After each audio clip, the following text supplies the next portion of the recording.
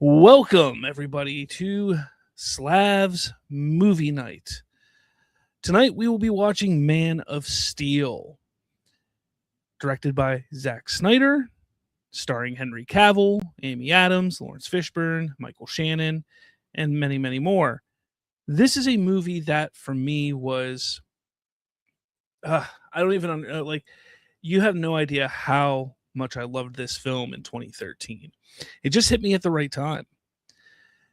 But we're going to talk all about that while we watch the movie. So let's get into it here. How's it going, everyone? Glad you can make it. I know Derpy is apparently going to be showing up, so perhaps we'll wait till he gets here. I do see a couple people in the comments. Sid is in there, says, honestly, after the Snyder cult's disgusting behavior, online bullying, death threats, etc., I've never even rewatched Man of Steel or Batman v Superman. I said to him in the comments, like, look, despite the terrible behavior of some of those fans, these are movies I still enjoy quite a bit. He said, fair enough. I just hope that one day we can all just appreciate the current films and not just be toxic for no reason. I agree. I do agree. So Derpy is supposed to be joining. He's in the comments as well. I do apologize, Derpy. But if you want to join, I sent it. I'm going to get started with this because I don't want to be on here too late. This is a 2-hour and 15-ish minute movie, so I am going to do that. So let's dive in. I am starting at 000. I'm watching it on my version that I have on Movies Anywhere. So let's get into it. All right, let's go.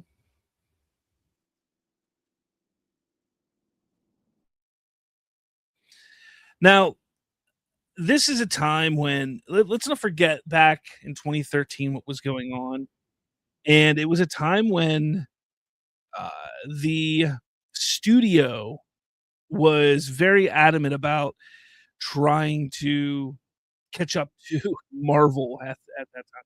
They were like, Marvel was already had Avengers, first huge movie for Marvel, which was the $1 billion get for that film. And DC, Warner Brothers, they saw what they were missing out on. This was still early on in the superhero genre boom for films. Batman, when it came to Batman Begins, The Dark Knight Rises, Christopher Nolan did some great things and really put it on a very high pedestal when it came to Batman. But cracking that egg for Superman just hadn't been done to this point. My volume is kind of low. Let's a little bit for me. There we go. Now, I do have to say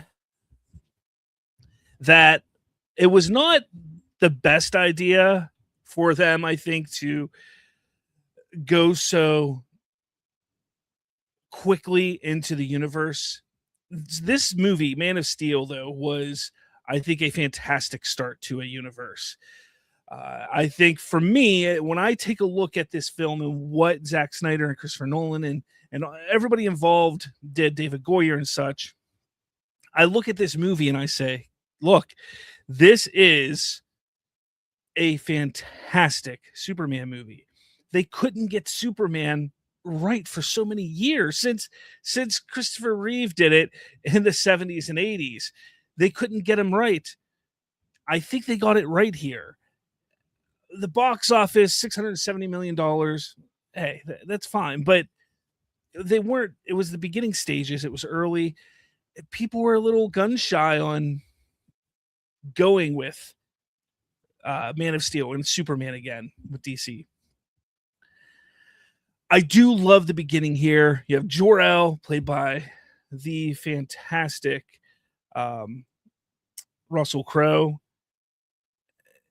Seeing this beginning on Krypton was very bold. For me, like, I sit there and I think maybe they went too sci-fi with this movie, and maybe that's partially what hurt it. But I love it because it truly helps build the world for Superman. You understand his past, and people who watched it in the 70s, Superman in the 70s, and everything, they know this story roughly. But this just sets it above. So like Zod just comes in and just kills one of the hierarchy of Krypton.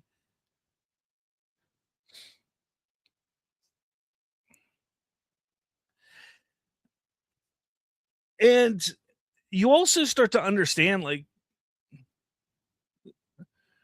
Zod is not doing this to be all powerful, to be in charge. Like, he's doing this for the human or not the human race, I'm sorry, the Krypton race, the race of Kryptonians. And this is one of the few times in superhero films where the villain and the depth of the villain is almost justified in a way with his actions and what he's trying to accomplish. Because early on, he's trying to save Krypton. He's trying to find a way to save Krypton. Jor-El has another idea, another plan for it. But the way Zod wanted to handle it here, I thought was not out of line. The architecture, the robots, everything about Krypton in this movie, I think, is phenomenally done. It's just such a good film. This is where I'm at, if you were wondering. Movies Talk Now said Man of Steel, let's go. Heck yeah. Sid said it was better than Thor the Dark World. I will give it that. Well, Thor the Dark World is definitely low on the list for Marvel movies. So it's not really hard to pass that up. Let's see. We got Derpy in here. Let's see if I can get him in here. Let's do this. I'm going to add Derpy. I'm going to throw him over there. Save that. Oh, this getting on the dragon and flying through Krypton as there's an aerial battle going on. Like, and the camera work of Zack Snyder here is phenomenal. What's going on, Derpy? Can you hear me? We're good? We're good? Yeah, I'm good. The idea of doing the... Go ahead. Can you pause for a minute so I catch up, or is that okay? I suppose. All right, here, I'm going to do this. I can fast forward to it. So, are you on Krypton? Yeah, I'm at minute 6:02, and I'll pause it right there. Yeah. Okay, I got you. Hold on. But how are you, sir? I'm good. How are you? I'm great. The camera work that Zack does with this film is one of those things. I remember seeing an interview with him where he said that the reason why they used the shaky cam and kind of those quick zoom in and zoom outs was to really get the feeling of us, the viewer, being right there in the action side by side with these characters. And I think it really works. I'm sorry. I know you just started and everything. I was redoing I have to set up the title and everything, all that. Restream, but we're good. All right. Hold on. One more thing. And then I got a 602, you said? Yeah. Your face cam is zoomed up on the small one. What's on the small one? The phone viewing is like zoomed in on your face. Oh, that's weird. I don't know what happened there. Let's see. Let's adjust it a little bit. I don't know if I can adjust it. It won't let me. Right. That's weird. Oh, well. Well, they'll see half my face. Hold on. And then I gotta do this. Sid says Zod was good too. Shannon was well casted, very well casted. Sid says, thanks for saying it made $670 million instead of adjusted for inflation. Actually made. Look, I hate the whole adjusted for inflation bit that people love to try and play, that little card there. I think it's just pathetic, because you have to look at things in context of when they released and what's going on at the time of release. And look, for as much as I love Man of Steel, as much as I believe that this movie was a great start to the DCEU, which it wasn't even called the DCEU at the time. Yeah.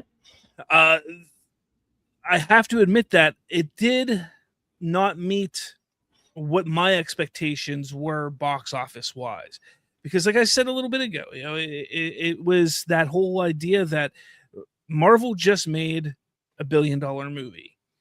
Yeah. 670 million. It's not, I'm not sitting here saying that that's bad or it was a negative or anything like that. I'm just saying that you're at the start of the superhero boom. Your last 3 DC movies were all phenomenal with the Batman trilogy.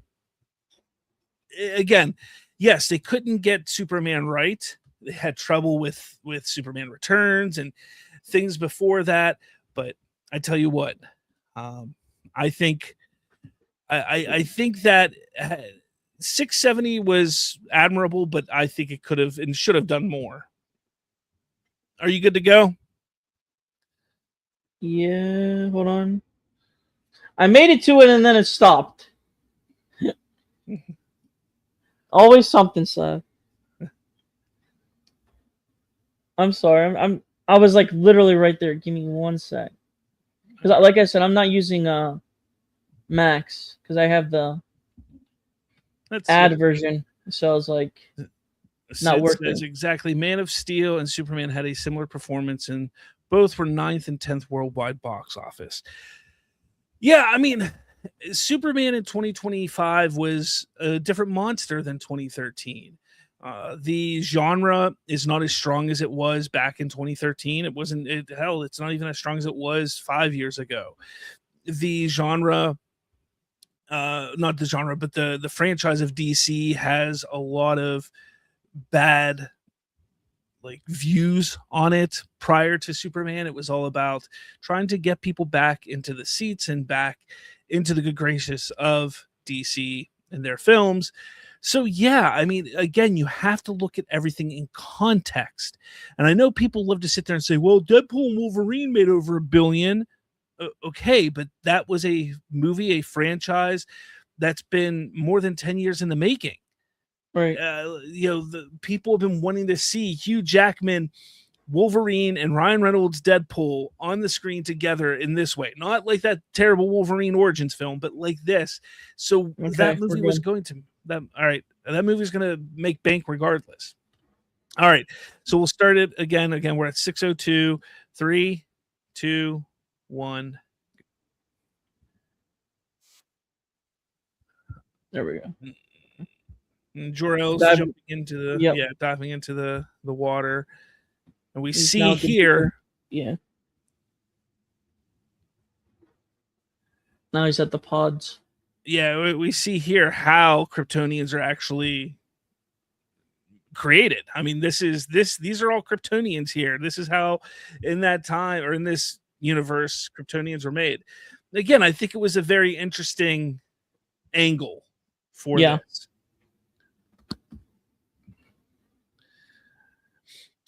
Sid says, okay, Slav, here you go. Man of Steel is a masterpiece compared to Slav Deadpool 3. Yeah. To be honest, to be fair, when I said this last night on my live stream that every movie you need to look at in and of itself. Yeah. Deadpool 3, while I do agree that it's gotten worse and worse over time, over a couple years it's been out, it's still one of those movies that I sit there and I understand why it made $1 billion. I understand that it's a fun film, that there are moments in there that you can just have fun with. Whereas Man of Steel, to me, and I do believe it is a masterpiece. I believe it is one of those films that everything just hit right for this film. And yeah, I mean, that's just, you got to look at it in the context of what kind of movie it is as well. Deadpool and Wolverine wasn't going for this huge space sci-fi epic where Man of Steel was. Again, we're seeing Jor-El on his dragon. We see the planet in the background and the sky destroyed, which was actually, rumor has it, destroyed by the original Doomsday, which I think is really cool as well. The fact that they got Russell Crowe is crazy. Yeah, I mean, not Like, just Russell. I had a lot of expectations from like, what's his name from the original, who played original Jor-El? Like, I forget the actor. Yeah, the Godfather. The original. Guy. Yeah, like a lot of big expectations, and then you get Russell Crowe. I don't think anyone else could probably do it. Yeah. Fill the shoes, basically. Sid says, I respect your opinion, but honestly, I think Aquaman is a masterpiece of the DCEU films. Maybe the first one. I don't know about the second one. No, definitely not the second one. All film is subjective. Marlon Brando, not Michael Brando. Marlon Brando. Thank you. Yeah. Sid says Deadpool 3 is the only movie I walked out of. That's crazy. Who did they get the actress for the mother? I forget. Diane Keaton. That's who it is? No, her, not her. Oh, you mean her? Oh, yeah. She's not a big name. I mean, yeah, I mean, kind of makes sense, but yeah. No, just remember one thing. Diane Keaton. I was thinking of Diane Lane. That isn't Diane Lane. Martha Kent. Diane Lane. Yeah. Why did you say that name? Not that movie. Wrong movie. No, wrong movie. We're not there yet. There's baby Cal again, about to get sent away. Just so much emotion in this scene. We've had a son, Zod. The first 4. You're so serious in that quote in the line in the movie. Mm.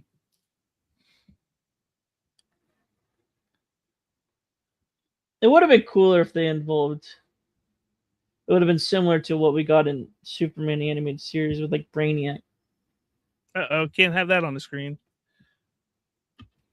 What? Oh.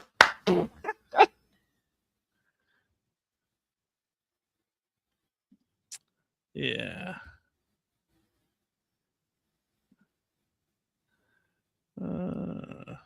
That makes it to screen, but everyone loses their minds with Nirvana. Well, the Nirvana kid lost his mind. I know, but you give him just the imagery. It says Pharaoh or Hawk Girl, who's hotter? We got gooners in chat. Got a gooner. I guess it depends on what you're interested in, right? Isabel Merced's young. I mean, for me, like I'm 40. Isabel Merced's like 22 or something, 23. I don't know.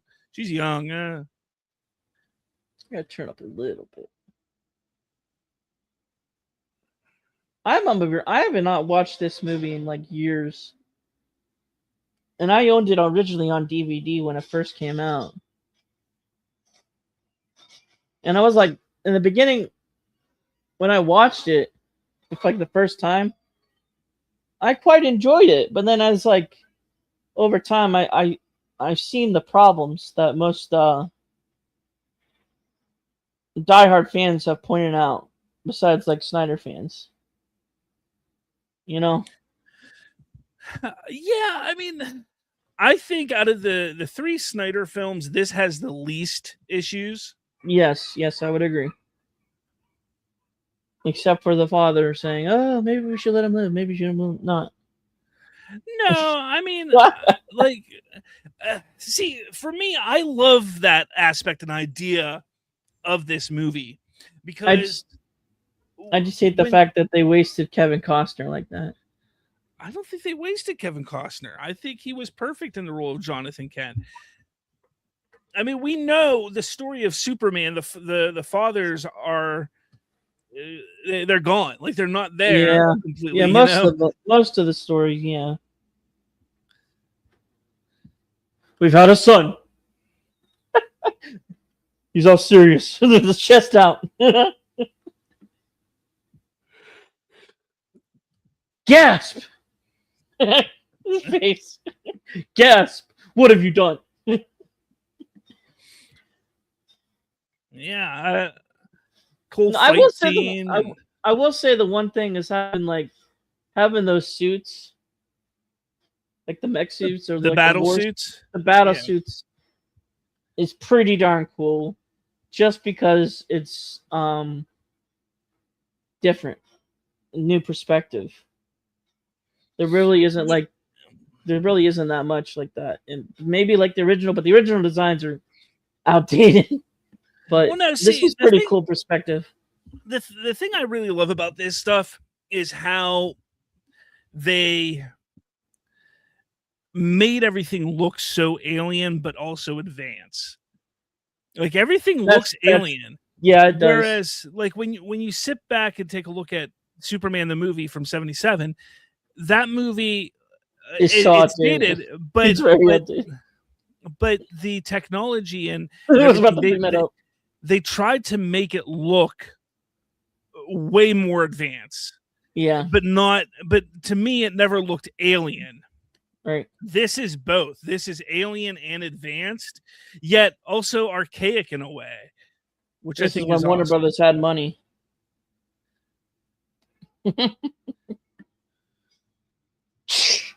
And he just kills. Why did you do that to Russell Crowe?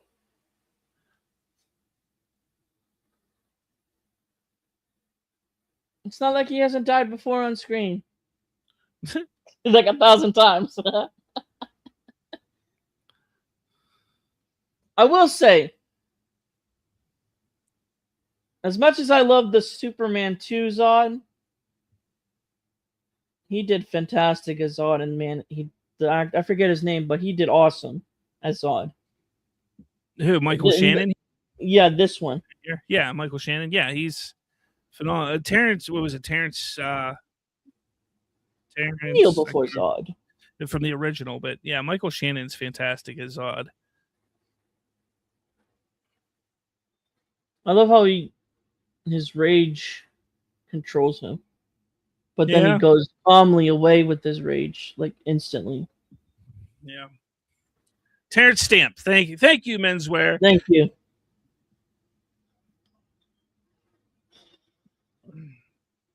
Terrence Stamp it is. I will find him! I will find him!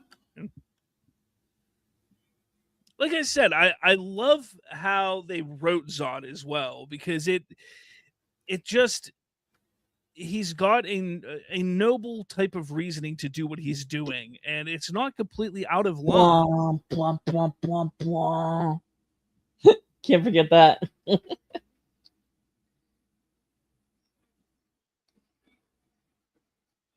I will say the designs for the council are kind of ridiculous. No lie.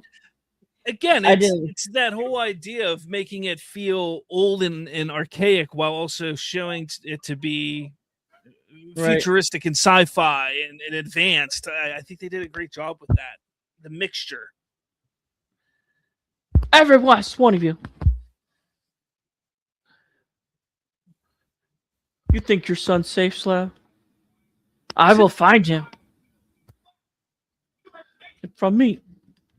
Menswear says Superman 2025 greater than Man of Steel greater than Superman Returns. Say Slav. Now, I disagree. I will find him. But it's all subjective, so it's okay. It's okay. Okay, can we just point out, I don't mean to I don't want to get punched, but how they look like wings. Like wings. Yeah. I don't understand that. That's just weird. Like, full on, no lie. I will never understand that, why he did that.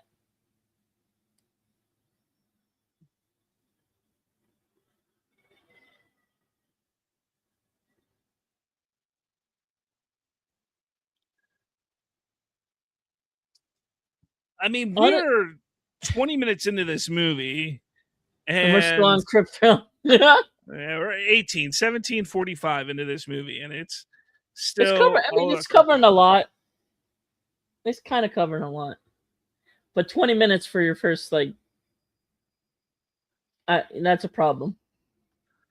See, I don't think it's a problem. I really like it because I mean, it does establish the world, yeah, and everything, and the rest of the story also isn't rushed.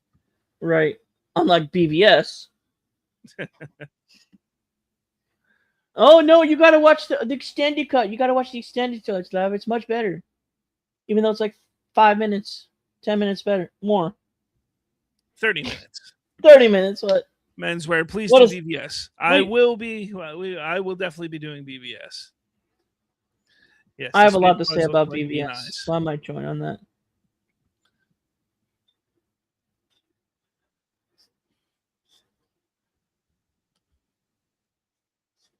I will say, this is one of the stronger scenes of The the movie. music, come on, The music, the music, and Hans seeing Zimmer, and her seeing her despair and her voice, just over the depths of her husband, Jarrell, and the just seeing planet, the planet just exploding in front of her, like just hopelessness. Yeah, the music was perfect, like you said. I think that's one of the powerful scenes in the movie in the beginning. So Krypton is 19 minutes and 20 seconds of the beginning of the movie. Is now bye-bye. And we now see the pod carrying Kal-El. The child. Look, yeah, the child. Look, it's Grogu. So I said the child.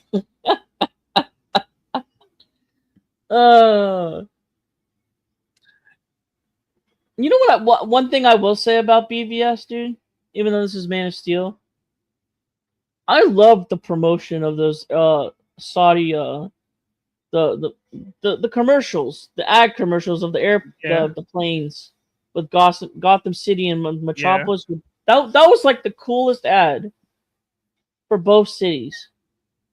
And then the movie happened. Now, the way that they tell this story, I think, is also very, very interesting. So the beginning of the movie is very singular story from point A to point B. That's how you get there. Once we get to Earth, once we see the pod heading towards Earth and about to hit the planet, essentially, we go back and forth with Clark on this journey until he puts on the suit. Like, we go on this journey because we're seeing, as some podcasters have loved to call, Hobo Superman, essentially.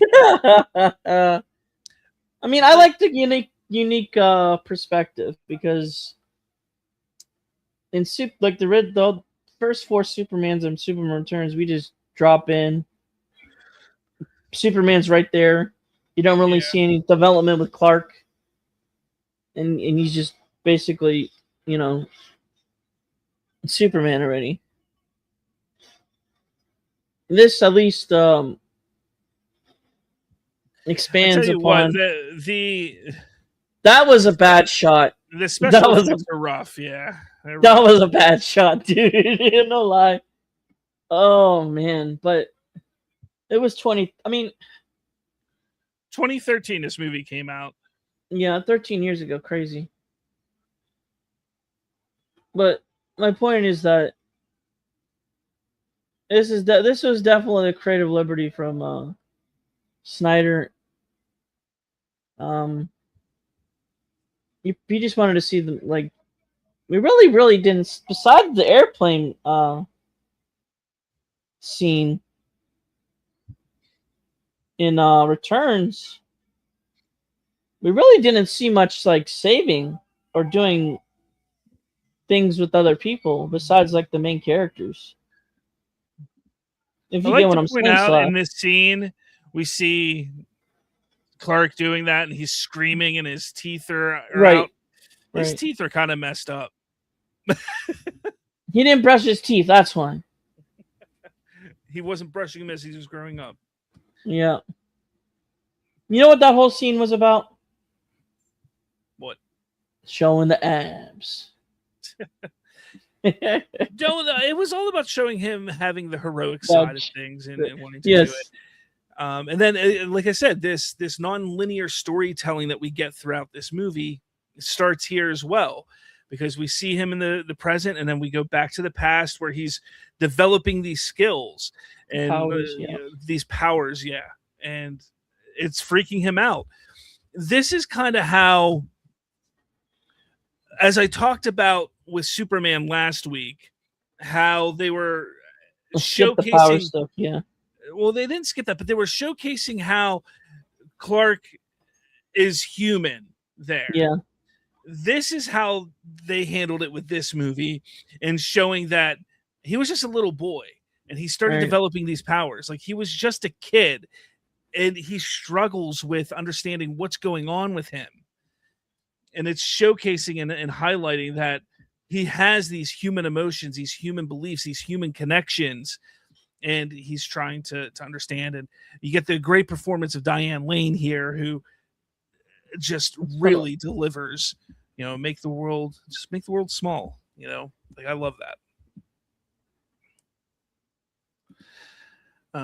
Powerful sis.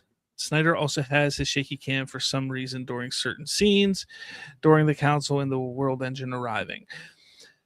I mentioned it earlier, like, the reason for the shaky cam was because he wanted, in those scenes of the action and important aspects and parts of the movie, like even here where we're watching where his mother's talking to him, the camera's moving and shaking. Like, it was a handheld cam almost the entire movie, but it was because he wanted the audience to feel connected and next to these characters, so it felt like they were actually there.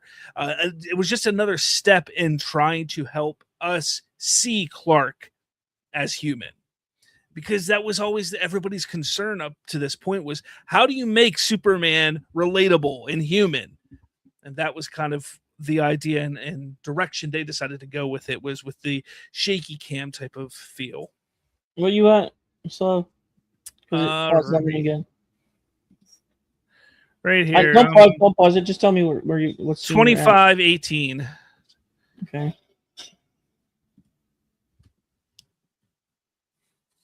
He's about to steal the clothes off the clothesline. Or the socks. Or no, he doesn't steal anything. Does he take the sock? What does he take? He takes something. Or no, he looks at it, but then takes clothes out of the car because the clothes are wet on the clothesline.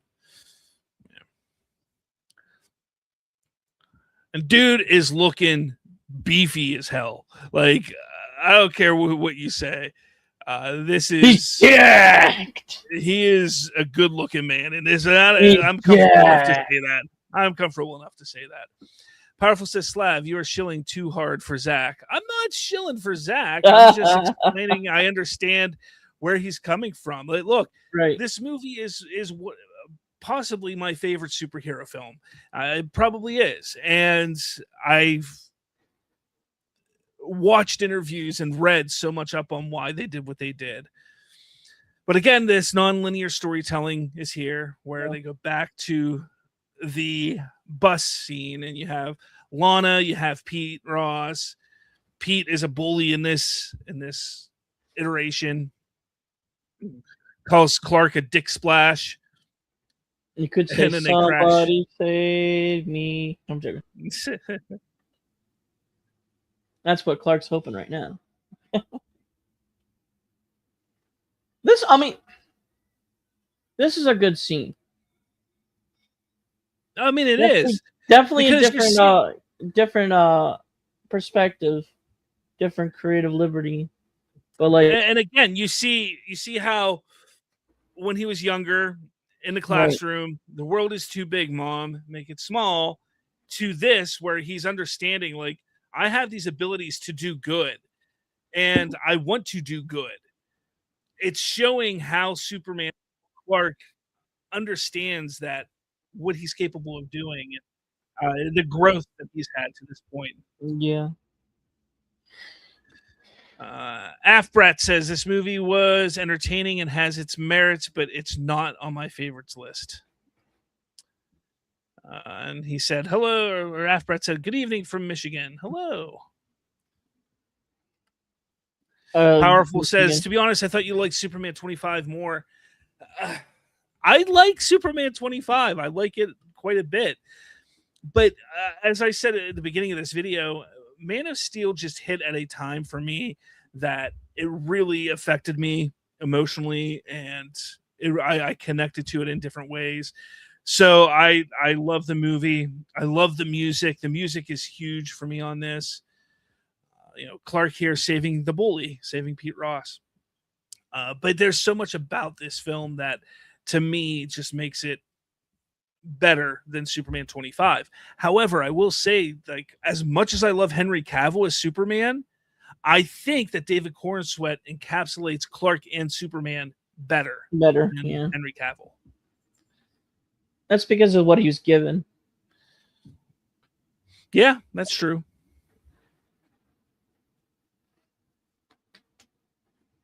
Afred says the final scene of this movie is my favorite scene, though. It is a great scene because it's got that little play on words. Yeah, it's great. I love that.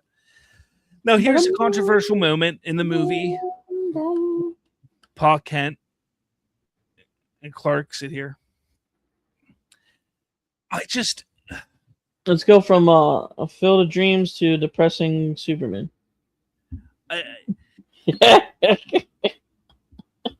See, I know that it's been explained time and time again, but is this heaven? No, this is Kansas.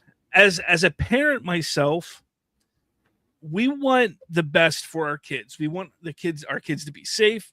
We want them to thrive and be successful, but in a safe manner. What Clark is capable of doing in this film, the powers and abilities that he has, his parents are legitimately afraid for him, not because they're afraid he's going to get hurt, but because they're afraid of how the world will look at him. And also, on top of that, how the world will react to him. Mm-hmm. Because up to this point in this lore, there's never been anything like this. There's never been a metahuman. There's never been anything, at least in lore at this point.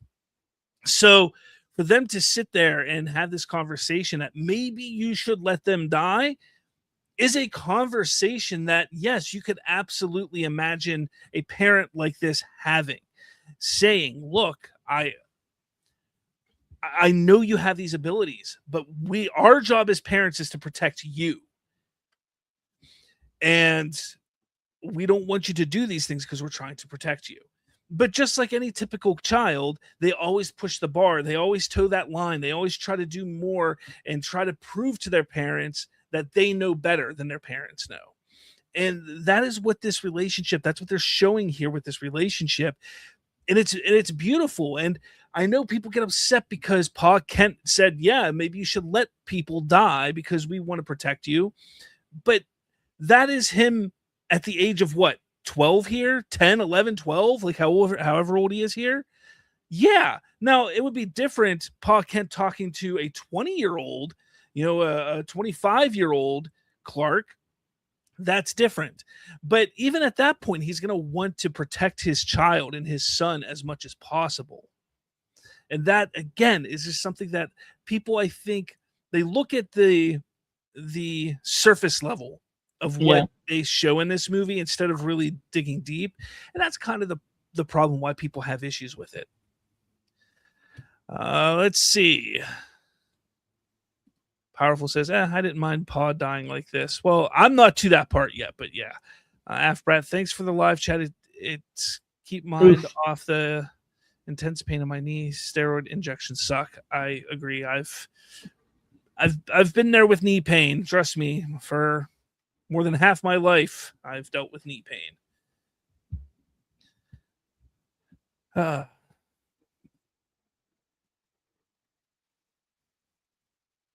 And see, Pa Kent then explains, like, look, you were sent here for a reason. And if it takes the rest of your life to figure out what that reason is, I know you're going to do it.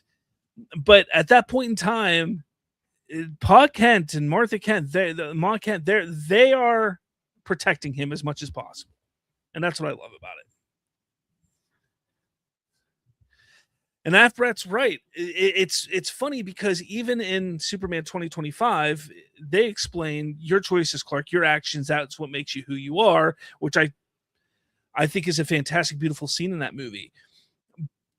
comparing it to what Pa Kent does here, but the ages are different. In Superman 2025, he's already Superman. Here, he's a child when he's talking to him.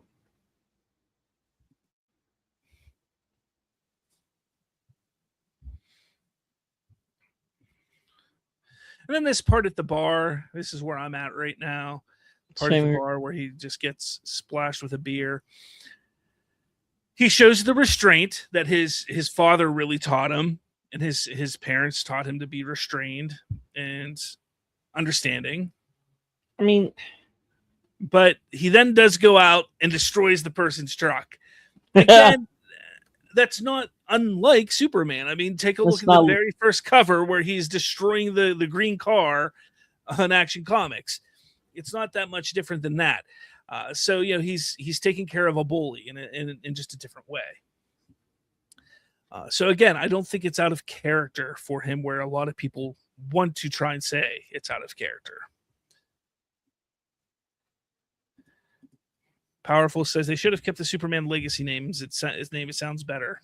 Yeah, I wouldn't have minded it.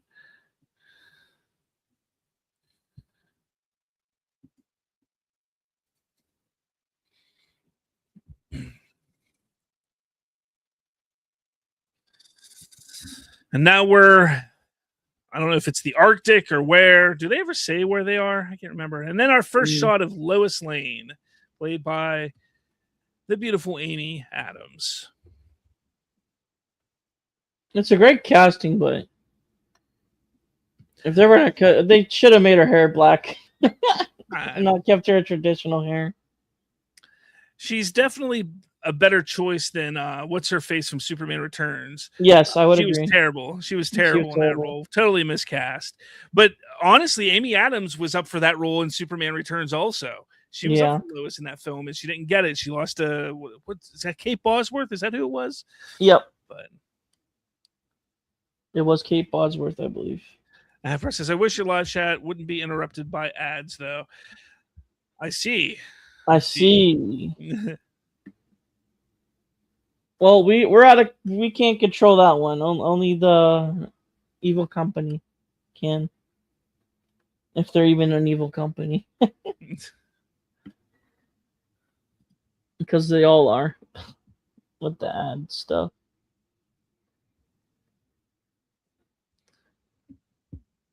So they're up north, because she says they're in Canadian. They're on Canadian soil, is what. It's the dude from Law and Order. Yeah, that's like the first thing I said. It's the dude from Law and Order. It's the dude from Law and Order. It's the West Wing. And some random actor I don't remember in the background. The beginning, the beginning portions of Lois Lane in this movie is written so well, all the way up to for a modern version, where she gets taken, where they get taken onto Zod's ship in the middle of the movie. Up to that point, she is written so well. For a modern version, yes, I would agree.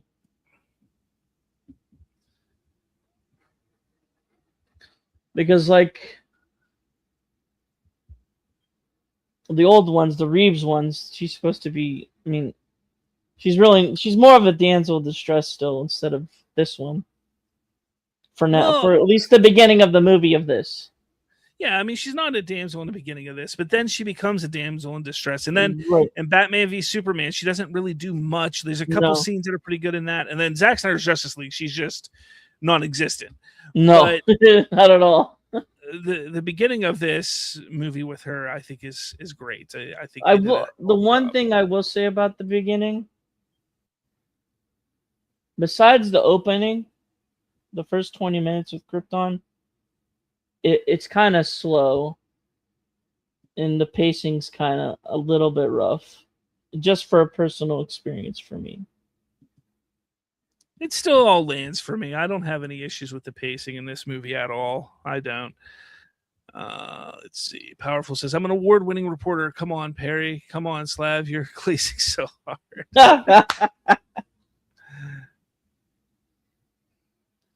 Powerful says, "Does DC not realize that Man of Tomorrow sounds like Man of Steel 2?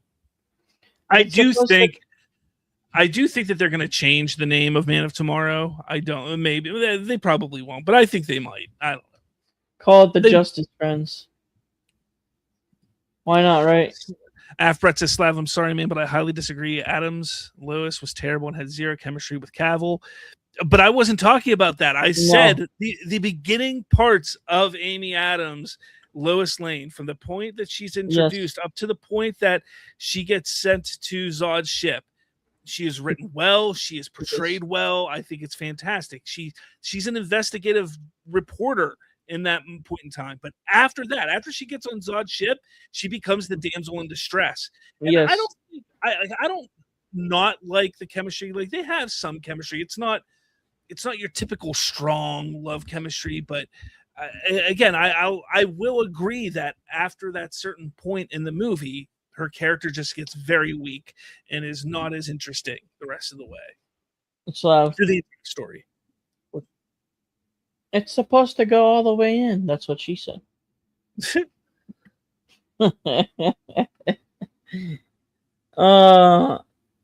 That scene has become a meme so much it's not even funny. With Lois when she says that.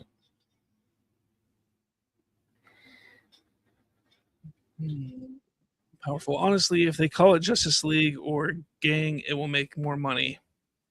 I think they should call it Justice Friends. Super Friends. Or Super Friends. I mean, no, it might.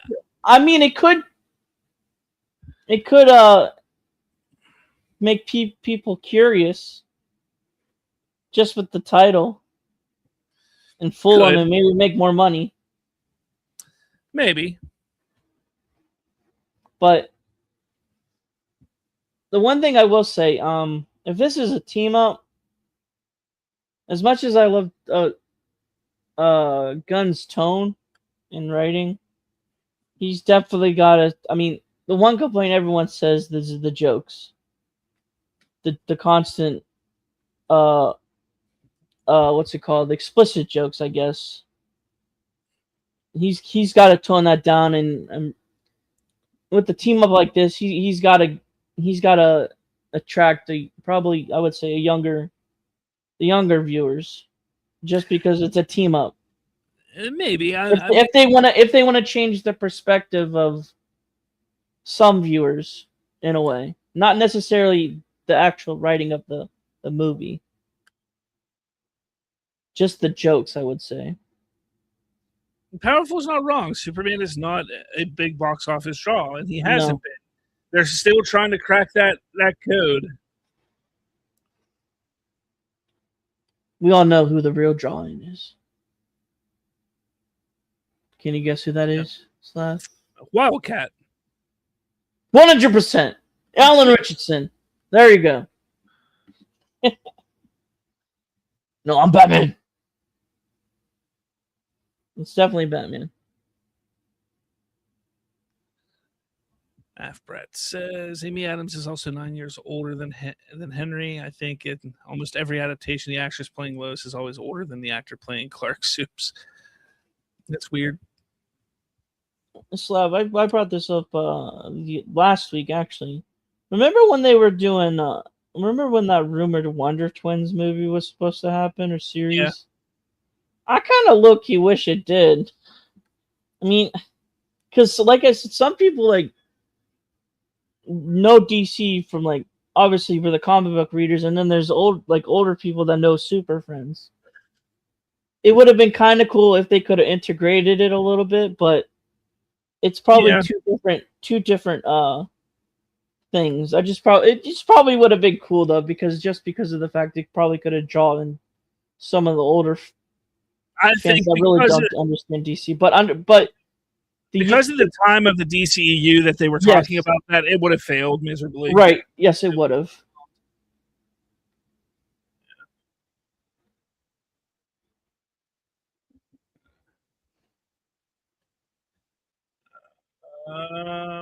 Let's see. Powerful. Meanwhile, a fourth Spider-Man film makes 800 million opening weekends. So unfair.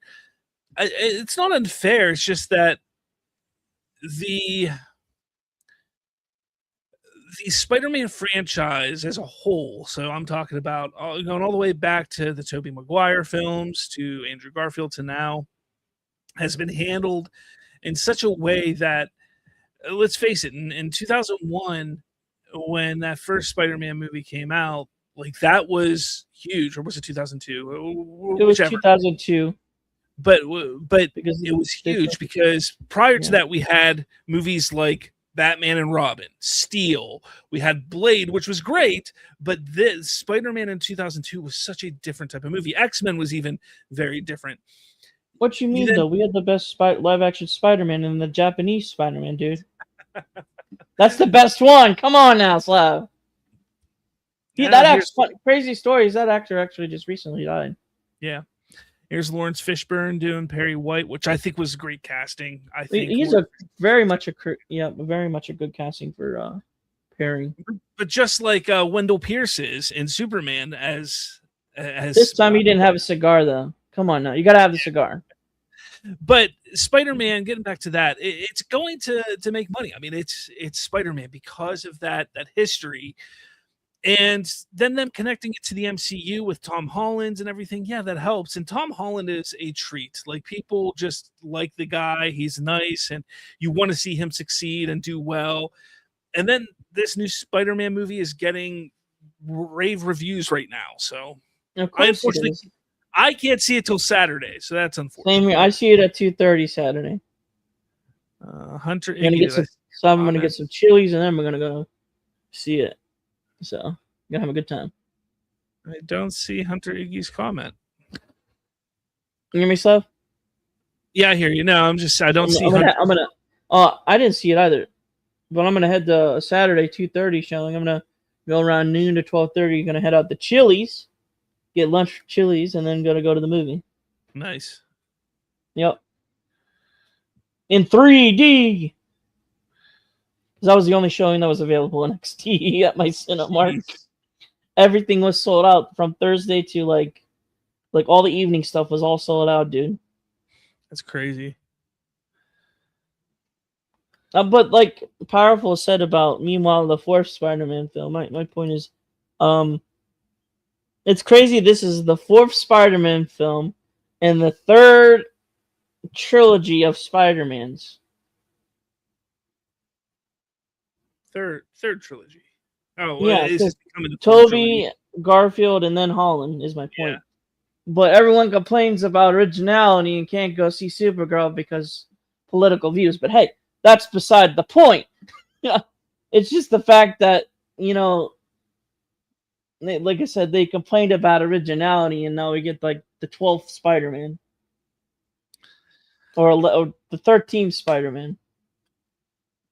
No, 10. You're right. You're 10.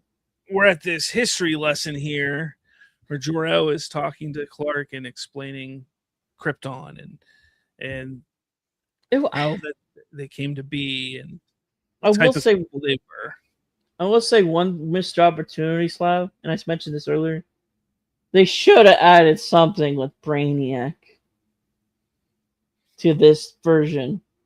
I mean, just a little tease or something, just because they rushed Batman into that next movie, and if they would have set up, like, maybe we probably would have got a Man of Steel too. Maybe. But I'm just glad we're getting him. I'm just glad we're getting him in Man of Tomorrow, though. Finally, yeah, there's rumor and speculation that Zack was thinking of Brainiac at one time, but it was never anything put pen to paper or stuff like that.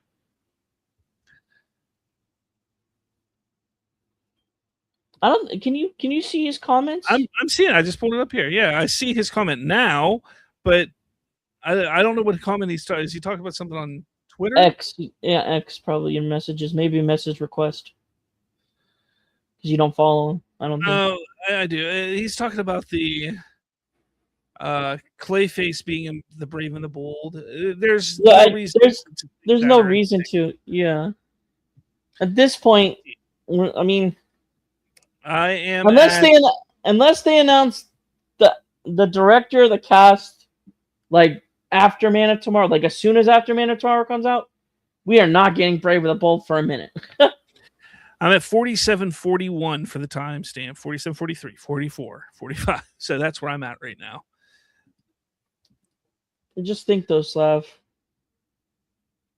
By December, early December, we'll get a trailer for Man of Tomorrow. Yeah. And it'll probably be attached to part of Doomsday and Dune. Brett says, every time I saw Supergirl in theaters, I was never the only one in there, which was nice. Supergirl probably would have done better if some people would have kept their opinions to themselves. I think it was just destined not to do well. I don't hold what Nerdrotic and Critical Drinker and those YouTubers were saying. I don't hold any weight to that. They're awful people, though. You can't deny. And here's the suit reveal, where they show the suit. He's not wearing it yet, but here's the suit reveal. Yeah, I wish they would have used more brighter colors in this still, but I get the vision and the perspective. No, for me, I've always said this suit is one of the worst Superman suits because of how muted and dark it is. I like the design. I just think it is too dark and too muted. It needed to be more brighter, like it was in the what's it called? The Whedon cut, whatever. It needed to be as bright as that. Honestly, I think the best version of Cavill's Superman suit was Batman v Superman. I think that's the best version.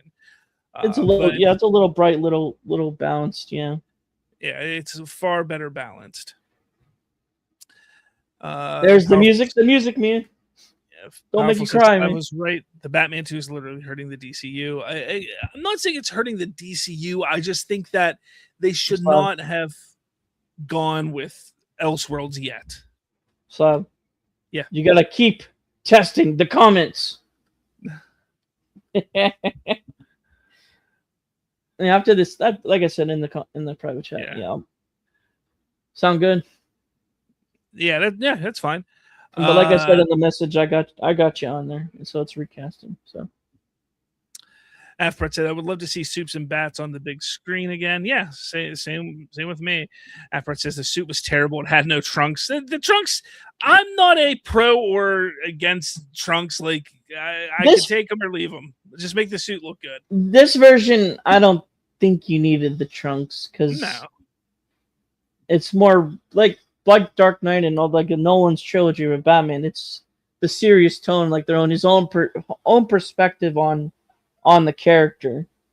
Yeah. And this was Snyder's own perspective, regardless if he had help from Nolan. But it definitely didn't need the trunks for this version. No. D-Man says, y'all think DC movies and or their universe will ever match the level of success height of the MCU and their characters? The most time passes, the more I think no. I think that it's something that could happen, but it's going to take 10 years. It's not going to be something that happens overnight. And that was the problem with the DCEU is they tried to do everything overnight and tried to rush it to be as big. Yep. And that was not going to happen. So that's why I think when you sit back and look at the DCU and people complaining about, Superman only creative liberties and Supergirl bombed and who wants a Clayface? It's kind of like let's breathe, let it breathe. I agree that we need to have the bigger characters in the universe, but I think that we have to let it breathe. The whole point is world building. Yeah. It's not like we understand you want to get to the main characters, but the whole point of the DCU at this point, as of right now, it's world building. You have to establish the world, and that's what Gunn is really good at. Yeah. Before we get to the trend, like the general main characters. So I went and saw the Hans Zimmer Experience concert. I bet you did. And it wasn't Hans Zimmer, but it was like a lot of the band that he works with, a lot of the musicians he works with. And when they did Man of Steel, they did the First Flight theme. Dude, you have no idea. The chills and just I bet the power. It's a very good theme. Sound. Oh, it is fantastic. It is. It's very inspirational. The Man of Steel soundtrack is perfection. Like there's no other way to say it. It is perfection. It is, in my opinion, Hans Zimmer's absolute best soundtrack that he did. He's done some amazing things. Dude's done Dune. He did Dune. He did Gladiator. He did Parts of the Caribbean. He did Lion King. I mean, there's so much that he was involved with over the years, but I think Man of Steel is the best. And then this here, we're at the moment here where Lois is being a journalist and being investigative and actually doing her job. Like I said, she is handled and written so well and portrayed so well up through these parts. I love it. It's just sad that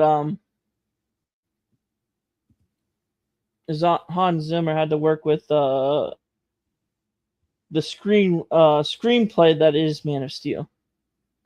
I don't know. Like, again, I think it's perfectly fine. I think it's more than perfectly fine. It's all fantastic, except for the ending. We can agree on that. Yes and no.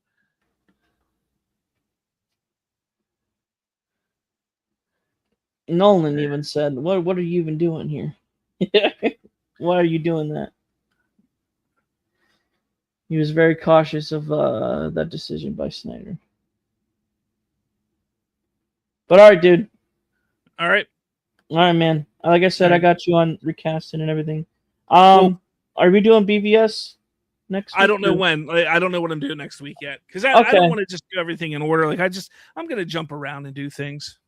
Do you want to do like a post? When's your screening on Saturday? It's at, I don't know yet. I didn't actually get the tickets yet. Let me know because mine's at 2:30. Because I'm willing to get on maybe like a small half-hour discussion of it. Maybe if you're cool with that. Post like reaction. I have stuff going on Saturday. I have birthday parties to go to, and then I have SummerSlam is this weekend. So I forgot about SummerSlam. Yeah, so I don't know. Well, all right. I might have you on like briefly during my post reaction, but let me know. All right, I'll catch you. Man. See you. Right, see you. See you guys. So I believe this is the final flashback of the movie, and this is where Jonathan and Clark are having an argument in the truck here, leading to what is possibly the biggest controversy of the film. I know there's at least one more after this, but I think this is the biggest controversy of the movie as we get to the tornado scene. And I've said this for years and years. I understand that having Jonathan Kent die from a heart attack like he has in the past shows Clark that he can't save everyone. But there's so many different levels to this moment in the movie, in this story, that I think it trumps that lesson. For one, we're seeing Jonathan here being a hero. Like he's showing his son like the right thing to do, to be a hero, to save families, to save kids, to save their dog, to go save their dog. Every being on this planet is worth something. And that is what Jonathan is showing here. So number one, that is an amazing little aspect of this scene. Now, obviously, it's all intense. You know, you got to make it intense. The music's all crazy. You see the big tornado and all the wind blowing, and then Jonathan gets stuck in a car, all that kind of stuff. Like, I get that. You know, you have to make it crazy and freaking intense. But the moment when he steps out of the car, he knows that's it for him. He saved their dog. He helped save a family and their child. The one person that could save him is his son. But he knows that it is more important that his son stay hidden because his entire life is about protecting his child. And what this shows is even when you want to, even when it's your father, you can't save him because he has that respect for what his father has been teaching him and has taught him to this point.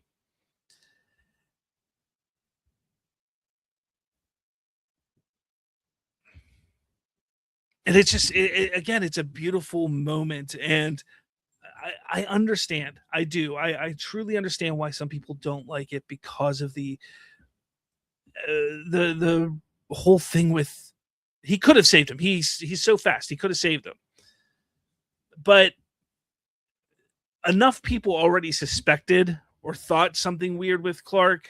This would have just been another thing, and more people, and it would have just continued to kind of roll, and it wouldn't have worked very well. He would have been found out about early on.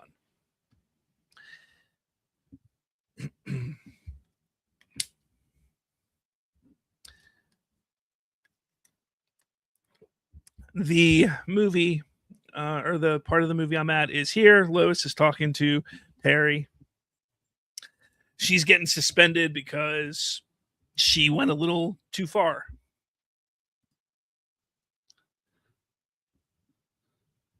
What are we saying over here, guys? Powerful says, did you finish the film? No, we're not at the end of the movie yet. Let's see. D-Man says, DCU needs to find a way to attract talent to their movies like the MCU does with actors, writers, and directors. First off, Mike Flanagan writing Clayface. Come on. That's huge. What else do we got? We got what's his face? Craig Gillespie. That's his name. Gillespie. He's a talent. Like, he's a big get. Like, he's an pretty big up and coming director right now. So they're getting people. Anna Naguaria, I know people are upset about the Supergirl movie and they are blaming her for it. I don't blame her for it. I've talked about that. So I think they're getting, and the cast they're getting is pretty good as well. Afbret says, who makes a good Bruce Wayne Batman for the DCU? Go. Brandon Sklenar. I don't know. Jake Gyllenhaal. He's always been my pick. D-Man says that Man of Steel suit does look awful, doesn't it? Looks kind of plasticky looking. I wouldn't say it looks plasticky. It's just because it's so muted in colors, even when it's supposed to shimmer, like they wanted it to look like it's steel made out of metal, it doesn't work, in my opinion.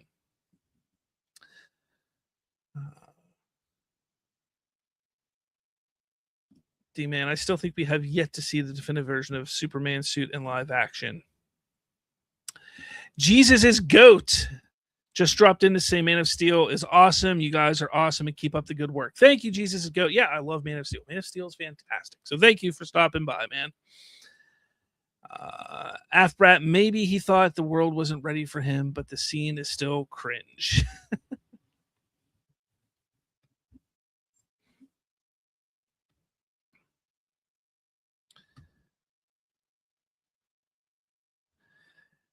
So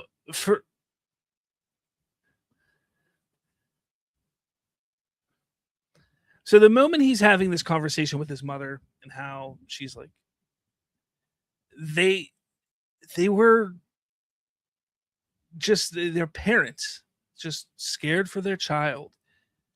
And I think that's why this hits me so hard. I'm not saying that it would hit all parents the same way, but being a parent myself, like, yeah, you want to protect your children and keep them safe from the big scary world out there. We got the great Harry Lennox, General Swanwick, which turned out to be John Jones in Zack Snyder's Justice League, which was a late addition, a late change, regardless of what Zack Snyder and his fans want you to believe. So we're almost halfway through the movie, and this is when Zod and everybody kind of just shows up to Earth.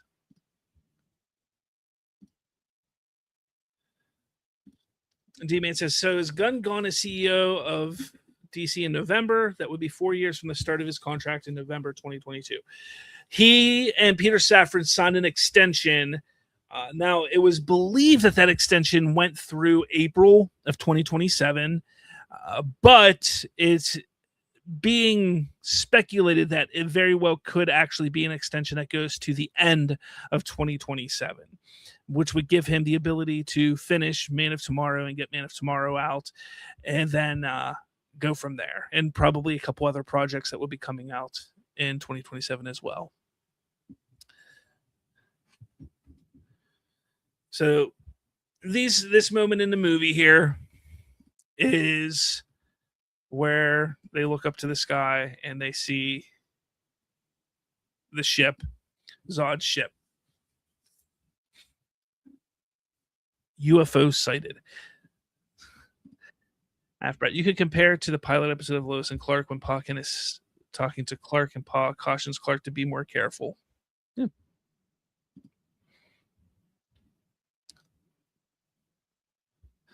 This was a cool introduction to Zod, to the world here.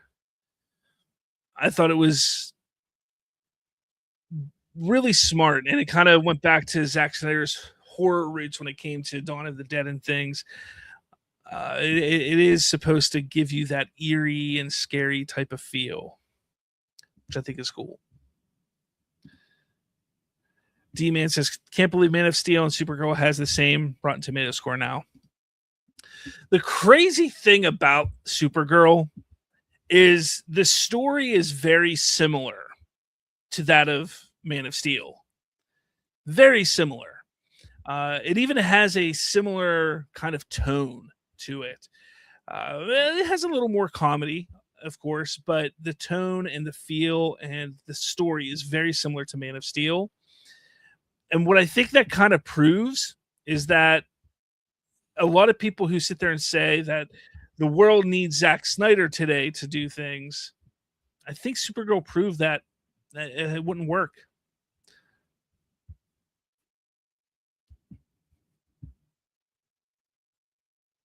Such a crazy scene.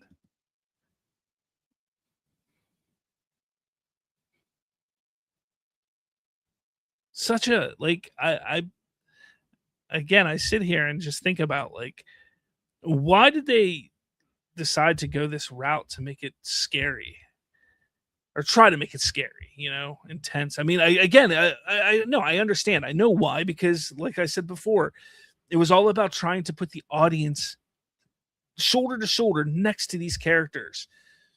So they wanted us, the audience, to feel that fear of what it would be like for aliens to just show up. D-Man says, so what do you think they're going to do with the Supergirl writer who's also writing Wonder Woman and Teen Titans? As I said, I don't think Ana Aguirre was the problem with Supergirl.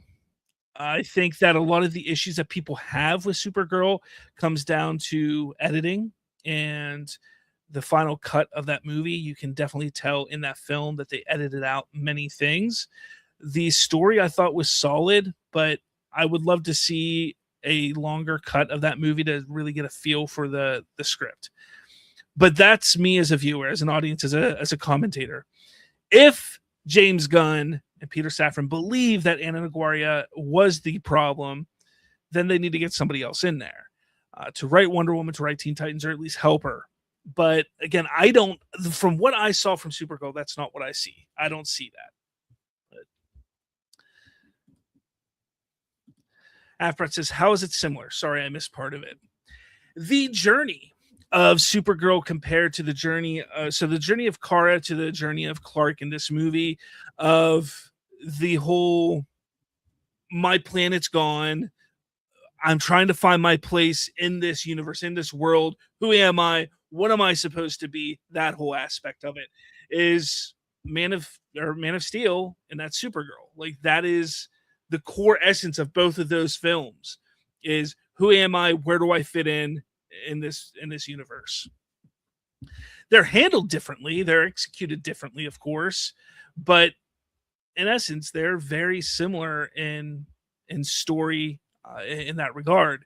And then even in tone, I think a lot of people sit there and try and say Craig Gillespie was trying to do an impersonation of James Gunn with his directing.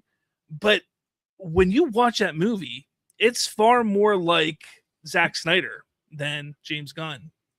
I completely forgot about this flashback here where Clark gets bullied in front of the shop as he's reading the book Plato.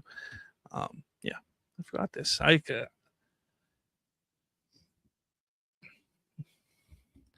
Being reserved, holding back.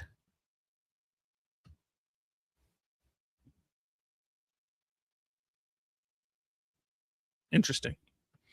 Afbret says, from what I understand, the director's cut of Supergirl did better with test audiences, but Gunn released the shorter cut. Yeah, there was something about that. It wasn't so much shorter as it was they changed some things around, made some different choices with music and with the way things were presented on screen.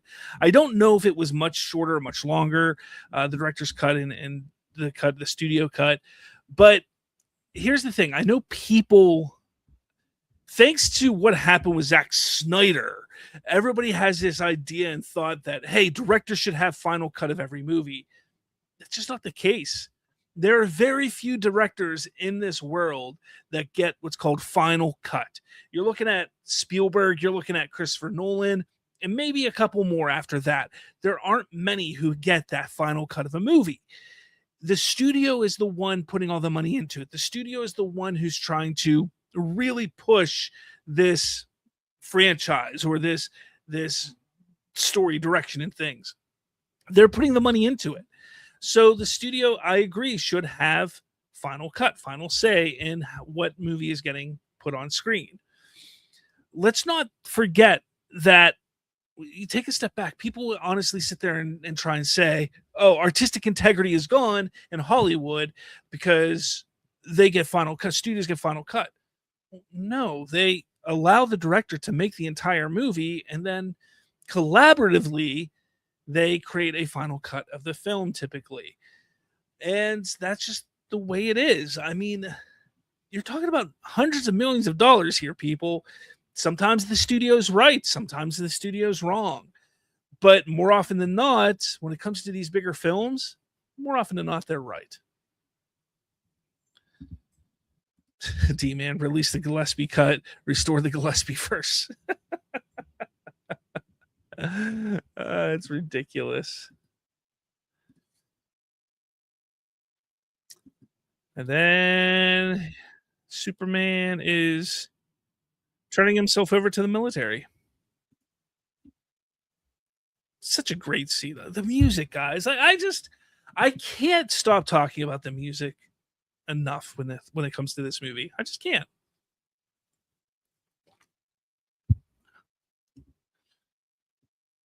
I would like to speak to Lois Lane. The line delivery here from Cavill is pretty rough. I will say that it's pretty rough. But again, I like no movie is perfect. No movie is perfect.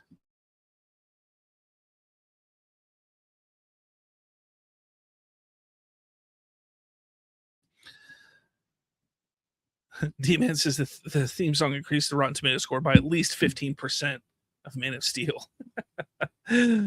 You're probably not wrong. You're probably not wrong. What's the S stand for? On my world, it's not an S. My world, it means hope.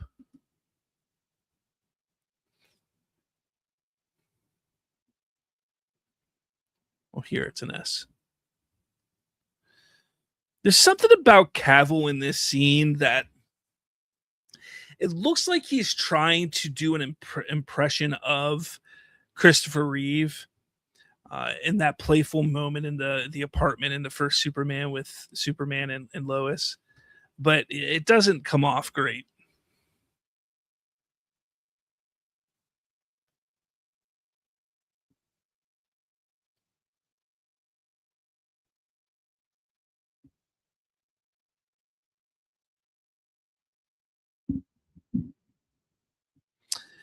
Let's see. Movie talk. What's going on, man? It says Man of Steel soundtrack is so good. It's so good. Yeah. Powerful. I agree. He was very Reeve looking here. Yeah. And not just in look, but the way he was trying to even act. It looked like that's what he was going for.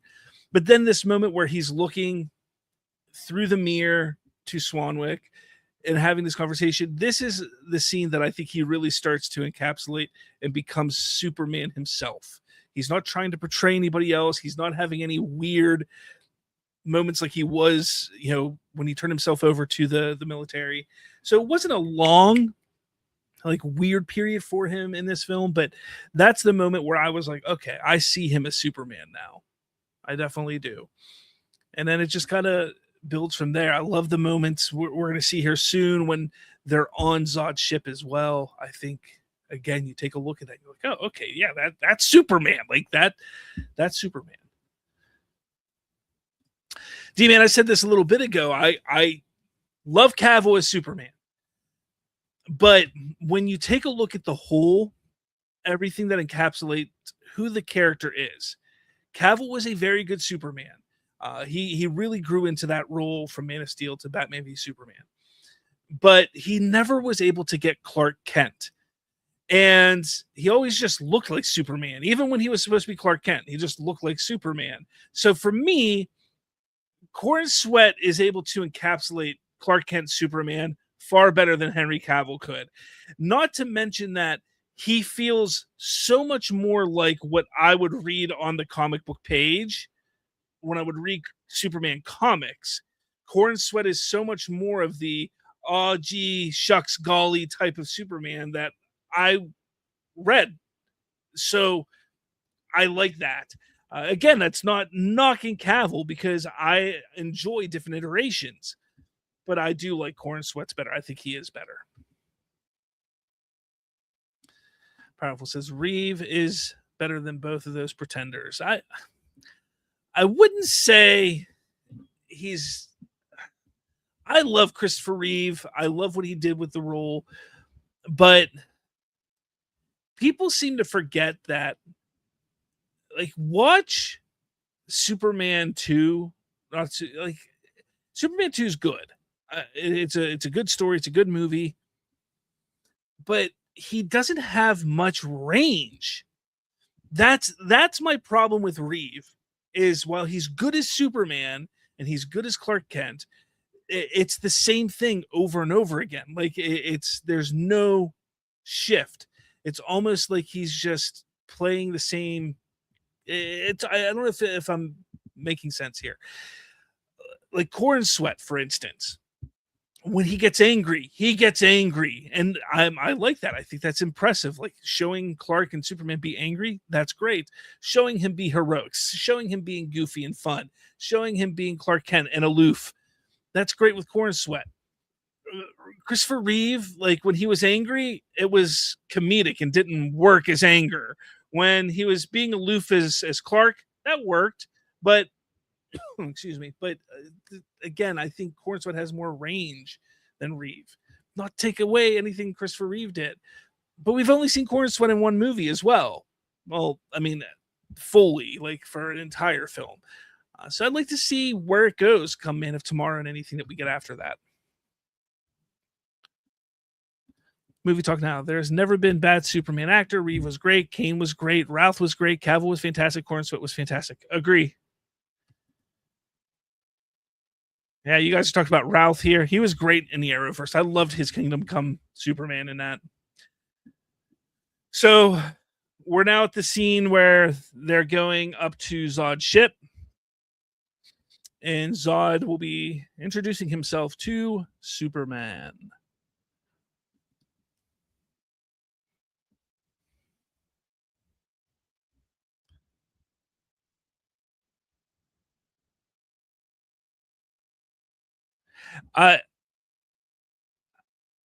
Again, these moments here, you can definitely like see what they were going for with the directing and the shaky cam, getting close to his face. They want you to feel what he's feeling as much and as best as possible.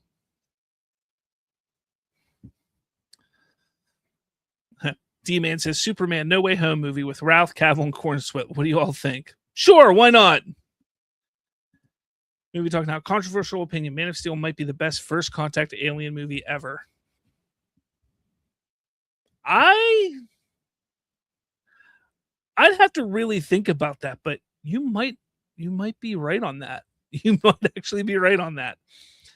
Powerful says, D-Man replies to D-Man, even the Superman movie won't make $1 billion with Corn Sweat, Cavill, and Ralph. No, probably not.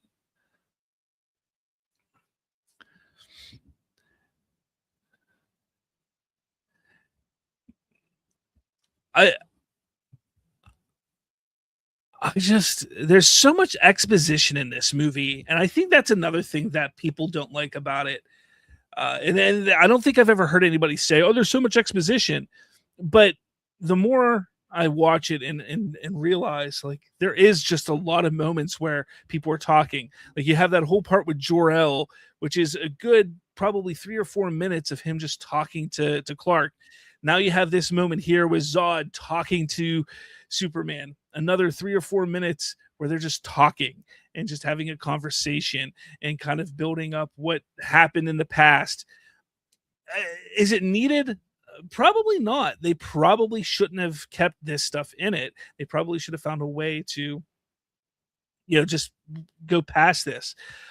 But I don't hate it. I just think that maybe tightening it up a little bit, removing some of it, and allowing the story of Superman versus Zod play out a little faster, I think may have helped it and benefited the movie.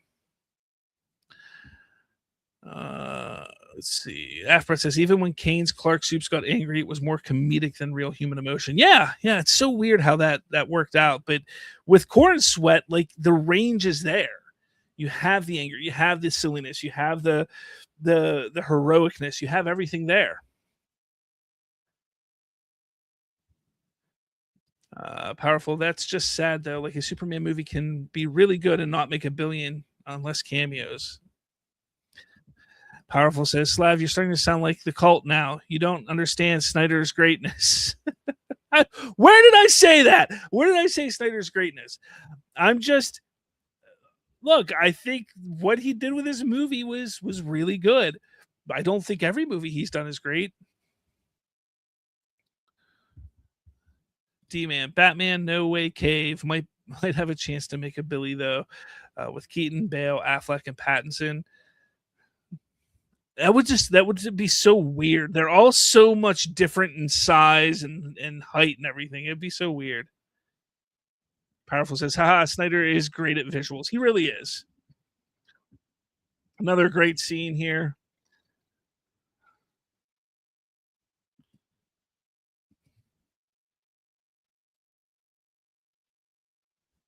Oh no, look, it's Superman in a black suit.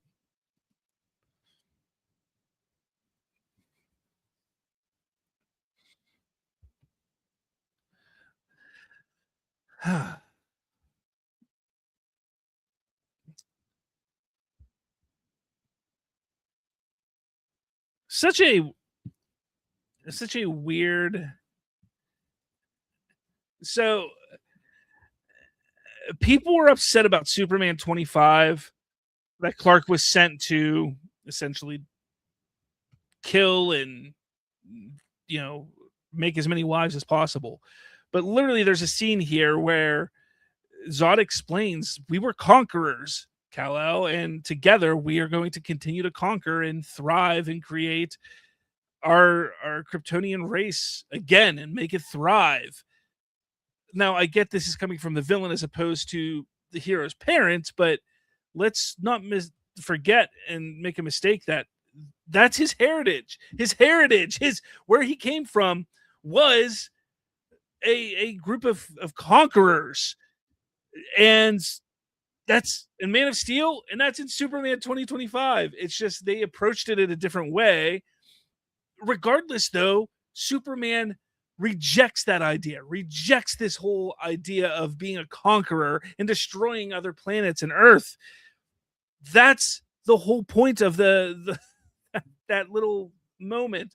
And people just get upset about it. Like it just baffles me how people are with things. Afrat says, I know Reeve would be proud of Corn Sweat as all others who came before him. Powerful says, honestly, I didn't like the scene where everyone turns on him. Yeah, I mean, if you're talking about 2025 Superman, that was a weird scene. I talked about that last week. Like, I don't understand that scene completely, but it is. D-Man says, you forgot Welling. Tom Welling's great. Says, Welling was never Superman. He was Superman in heart, where it matters most.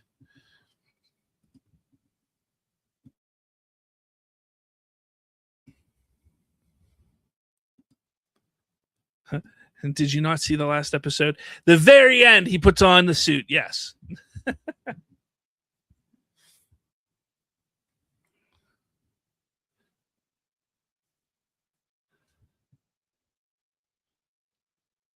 You guys are talking about Dean Cain being a complete flop, and Tom Welling wearing a CGI suit, and guys, they were all Superman in their own right, in their own way.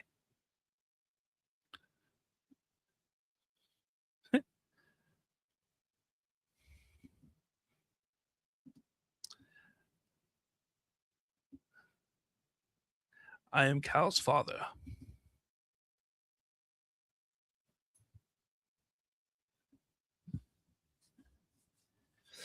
You can't sit there and say that Tom Welling was not Superman. I know that Welling has said, I never became, their whole thing was no flights, no tights. But Superman is not just the tights, is not just the suit. It's the idea, it's the portrayal of how he handles things. And he was Superman in that regard. He was Superman.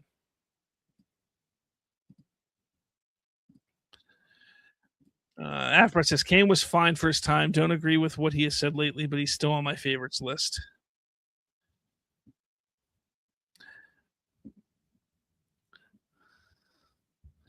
Afra says Smallville was never about Superman.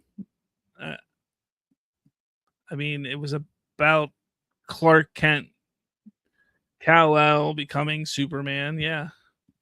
Powerful says, honestly, I think DC needs to stop putting their movies out in the summer. They need to have learned some lessons. I agree. I think that they should have, instead of looking at July, where it's always packed, they should have looked at the end of April, at least in the beginning of the DCU, to really establish themselves and have a better chance at having financial success with their movies.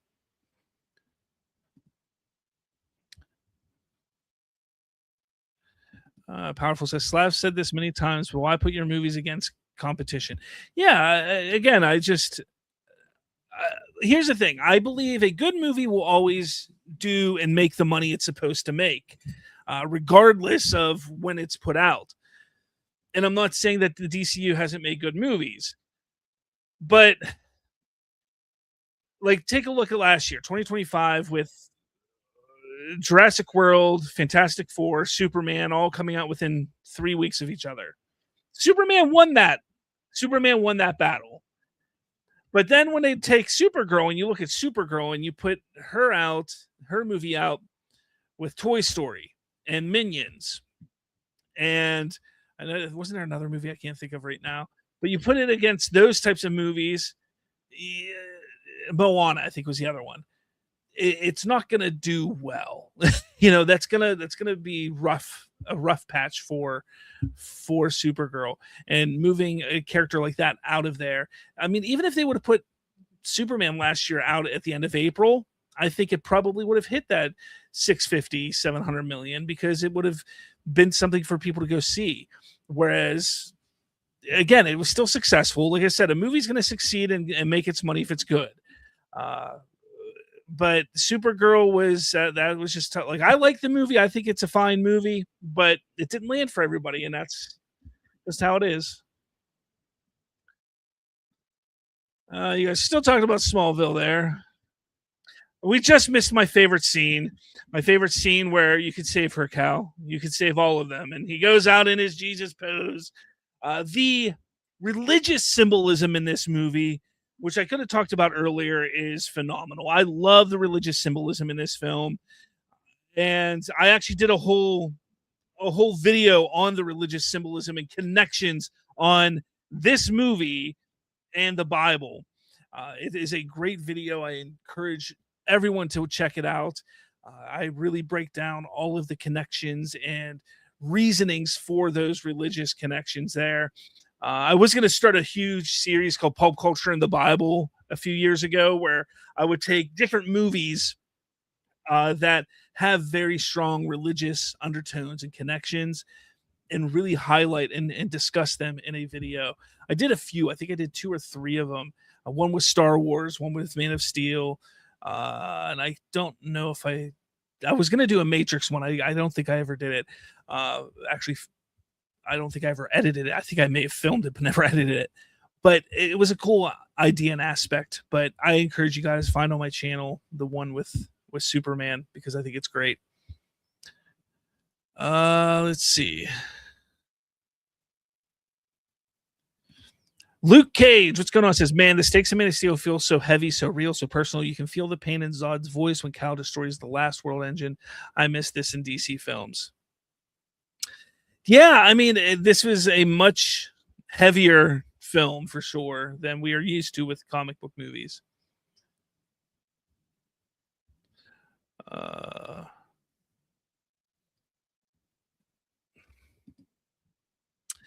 Powerful says you should see Supergirl. It's way more emotional than Man of Steel. Yeah, I would say you're not wrong on emotional impact of Supergirl, but I don't think it has the same impact of visuals for it.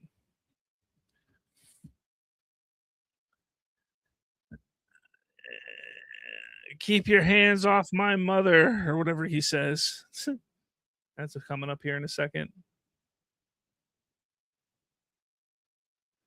What'd that truck do to you? Come on.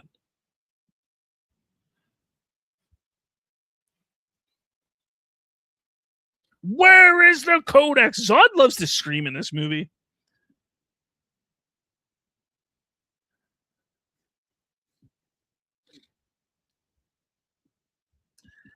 So we're about to get into the best action scene in the movie. And then I think that's another problem. We are an hour and 30 minutes into this film. Hour and 30 minutes. And we're getting to our first big action sequence for a superhero movie. We've had little moments here and there up to this point, but maybe that's another issue. Maybe it just took too long to get to this point. And that's why I think there's some things that they could have easily cut out of the movie, some of the exposition that they have, for sure. But this is where we are. Movie Talk Now says all Zod had to wait was for ChatGPT to launch Codex. Nah, now it's everywhere.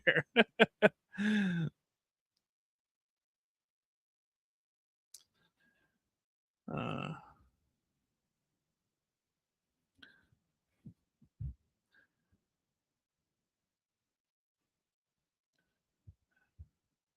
Luke Cage. Perhaps had they spent more time on Krypton, it could have.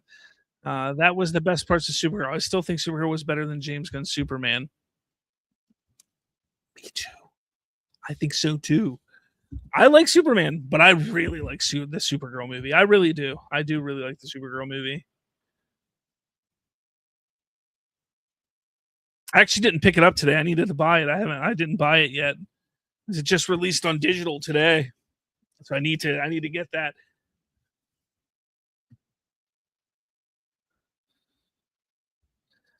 And now they're in Smallville about to fight.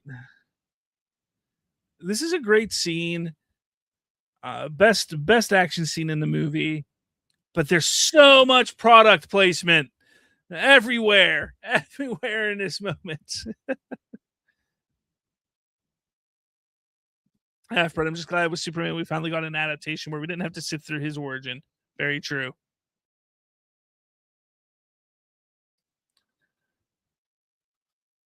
Powerful says, honestly, I think Supergirl is a top 10 DC movie. Ooh, I don't know. I don't know if I go that far. I really do like it though. D-Man says, are we going to be getting a Lobo movie in the future? I would think that we'd probably get a Lobo TV show before a movie, but that's just my thoughts.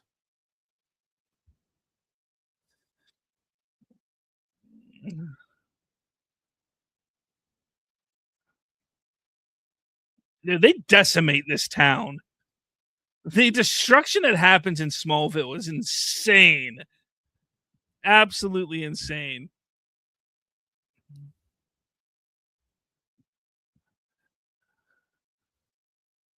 You're right, Powerful. Lobo wasn't the reason Supergirl underperformed.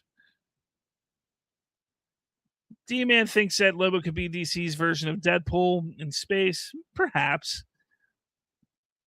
Apprat says, well, in Lois and Clark, we didn't get his origin story until deep into the first season.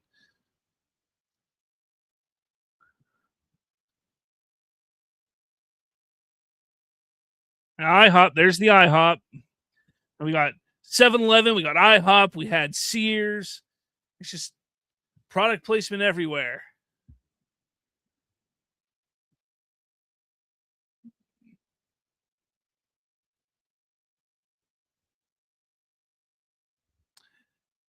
I like the fighting. How Superman just throws punches. Like he has no abilities, like no knowledge on how to fight because he's so young and being Superman. And I do like that aspect of him. He's not just there being powerful and unstoppable and unbeatable. That's another thing I really like about it because he has to use his brain. He has to use everything that's inside of him to really come out victorious in these fights. Powerful says, Slav, do you think Supergirl would have done better because of Jason Momoa? Supergirl would have done better because of Jason? Would have done better? I think Momoa didn't hurt the movie, nor did he really help the movie. It maybe helped a little bit, but I don't think it helped that much.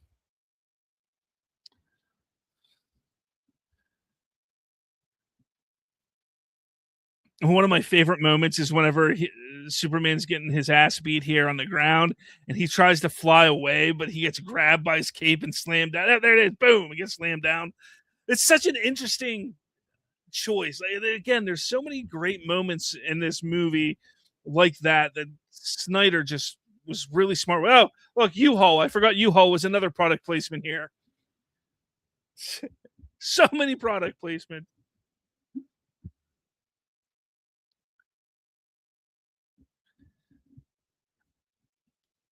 Just the military aspect was cool. I really liked that, and I thought that was fun.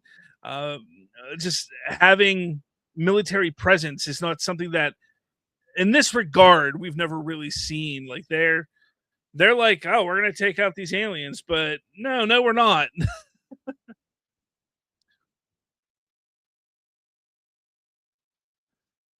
D-Man said, how would Supergirl's underperformance and critical response affect Man of Tomorrow? I think that they have to rethink their marketing approach, and I still think they need to reconsider and rethink their approach in releasing and how they release the movie. Powerful, that's the thing. I don't understand. Would it have done worse without him? No, I think it would have done about the same.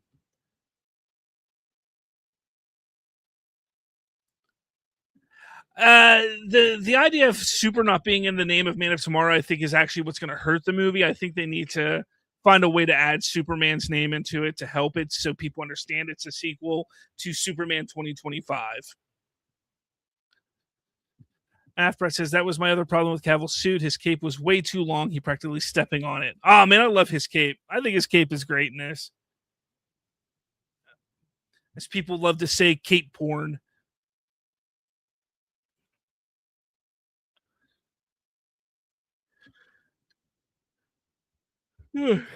Excuse me. What didn't hurt Man of Steel? Man of Steel, like Man of Steel being the name, or the Dark Knight.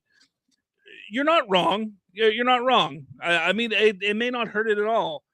I think the Dark Knight, though, I say this all the time, benefited from Heath Ledger's death, and it sucks to say that because I would have loved for him to continue playing that role in the third movie like they were planning on.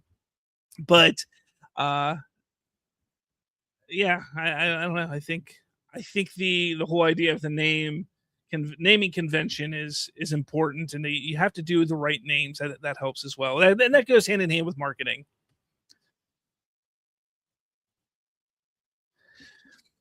No, Afbret, it is not Superman Man of Tomorrow. It is simply Man of Tomorrow.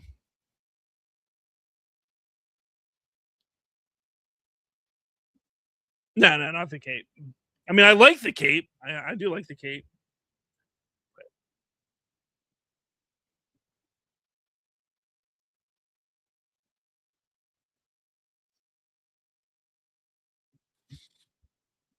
Powerful says international audiences will be buying a ticket thinking it's Cavill.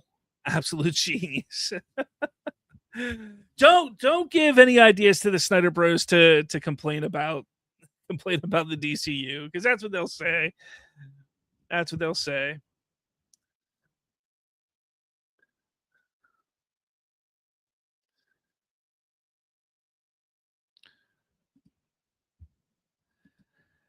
And this is the moment in the movie where where Superman comes out and the military stands down, and you start to see this. He's not our enemy. He's not our enemy. Why they had to make him look angry coming out there, though, I think was an odd choice. Like, they should have had him not coming out angrily, because he did. He looked angry coming and walking out of there, walking through the military soldiers, and then it changes where he's just kind of like a little more standoffish. I don't know. Some weird choices for sure.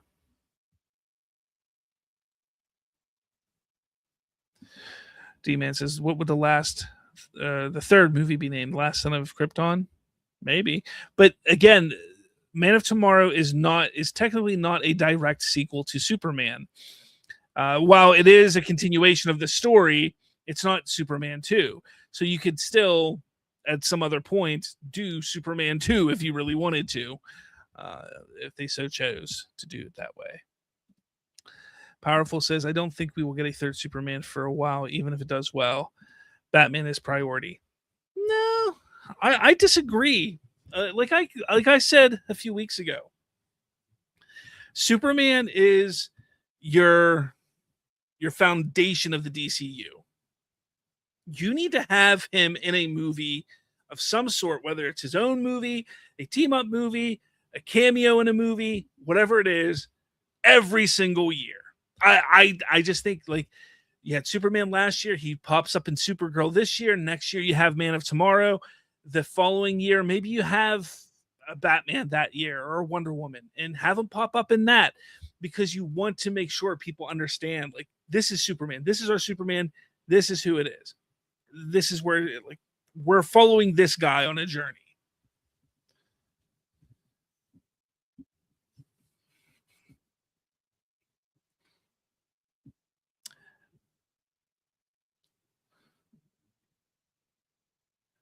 I have located the codex.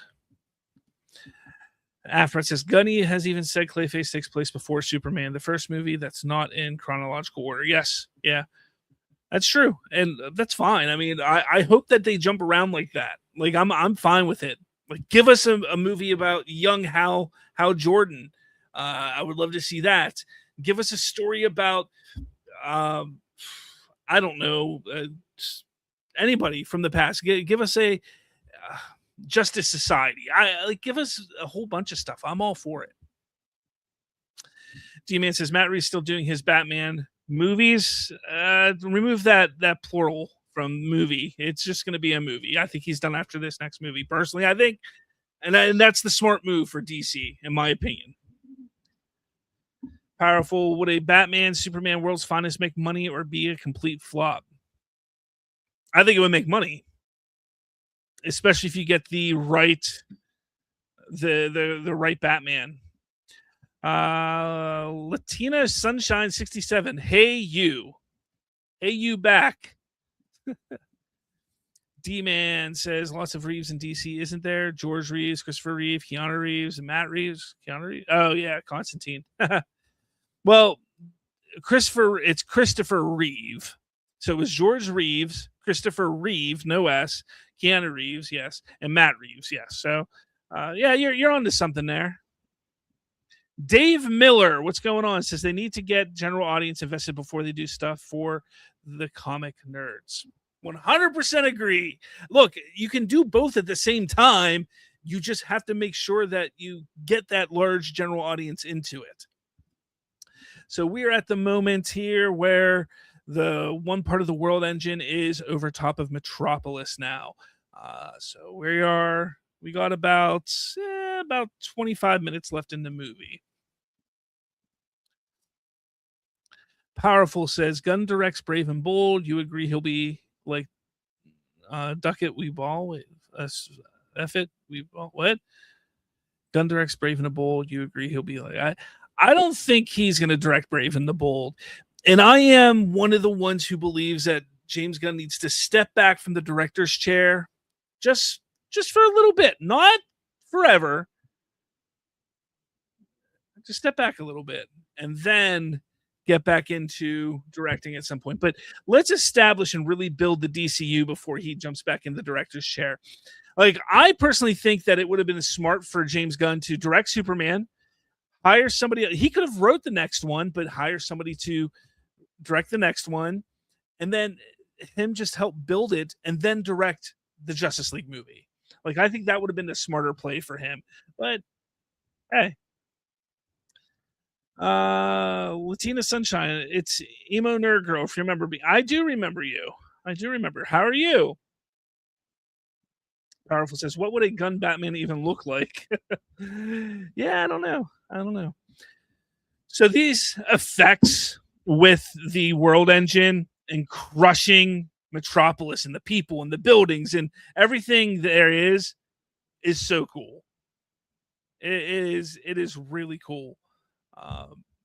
It was a very different take on destroying the world or taking over the world. Let's not forget that back then, around this time, we were getting all of like the same thing where the villain was putting something on top of the Empire State Building and was going to change the way that everybody looks in the world and turn them into lizards or something. I don't know. Like that's the kind of stuff we were getting back then. This was, I think, a cool way to go. Dave says Gunn loves the Adam West Batman, his favorite. That is concerning. Yeah, he likes Adam West. So do I. I mean, I have fond memories of watching Adam West as a kid, but I think he knows. First off, we got a glimpse of Batman in the DCU in Creature Commandos, and the way he looked in that was not Adam Westy. So I think we're all right. D-Man says Gunn needs to direct a Plastic Man movie. Yeah, definitely. Get the guy that does the voice of Sonic the Hedgehog to be Plastic Man. What's his name? I can't remember what his name is. I'm terrible with remembering actors' names.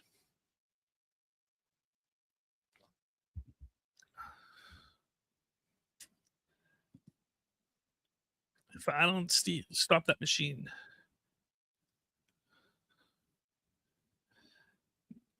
The interesting thing about all this is just 3 people decided what is best for stopping this. Like, they didn't get the president involved. They didn't get any like 5-star, 4-star general, whatever. I don't know how many stars it goes up to. You didn't get a 4-star general. It was not the vice president, not Congress. It was just like, hey, just us 3 here, just a couple military men and Superman. This is what we're going to do. This is what's best. We know.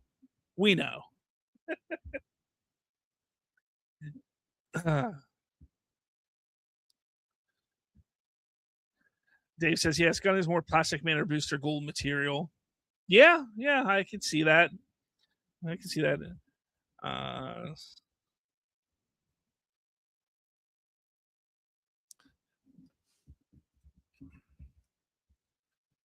could definitely see that. Ben Schwartz, that's who I'm thinking of. Get Ben Schwartz to play Plastic Man. I would be all for that, for sure.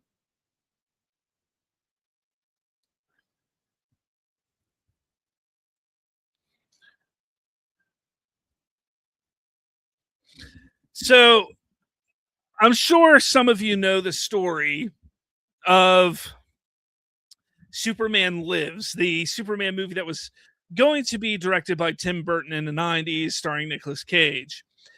I don't know if you know the story of Kevin Smith, who was actually hired to write the movie at one point in time before he was taken off by Tim Burton. But John Peters, who was a producer at Warner Brothers back then, really wanted some things to be done in a Superman movie. They, even in 2013, got those things that John Peters wanted. John Peters wanted a polar bear in a Superman movie, which we see a polar bear in this film. But then he wanted Superman to fight a spider. Yes, he wanted him to fight a giant spider. Now, the giant spider that he fights is obviously the World Engine, and it's got the tentacles and legs almost, and the legs like a spider almost. That's kind of the whole idea. I always think of that story of Kevin Smith where he talks about what John Peters wanted in a movie, and then we see it in 2013, which was 20 some years later probably, and we finally see it. To me, that's ridiculous and crazy. I will say this scene that we're on now where he's fighting the World Engine, the coughing that he does is so out of place. I remember sitting in the theater watching this and hearing the coughing from Superman, and I thought it was actually somebody in the theater because just it doesn't sound right. It doesn't match with the movie.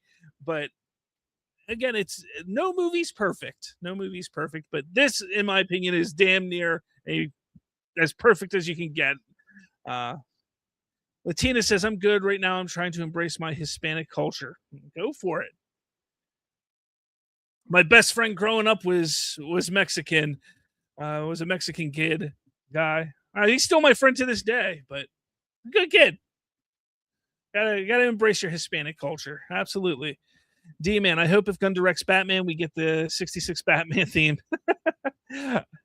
Jeez. Afrat, Nicolas Cage would have been the worst Superman actor ever. So glad that was canceled. Dude, I would love to see it, though.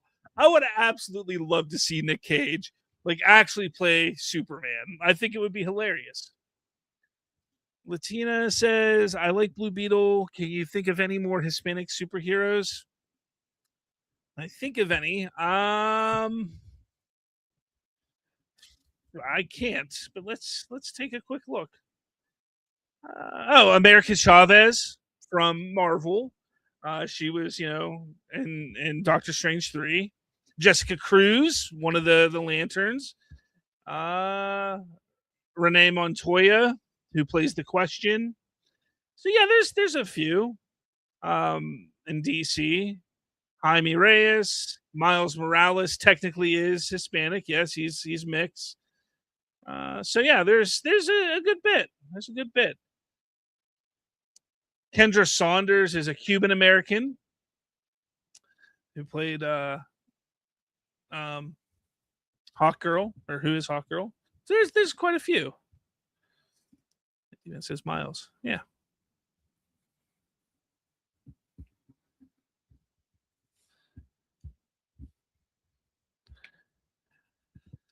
The one thing that I always struggled with also a little bit with this movie, again, not enough to get me to like not like it, but was Jor-El.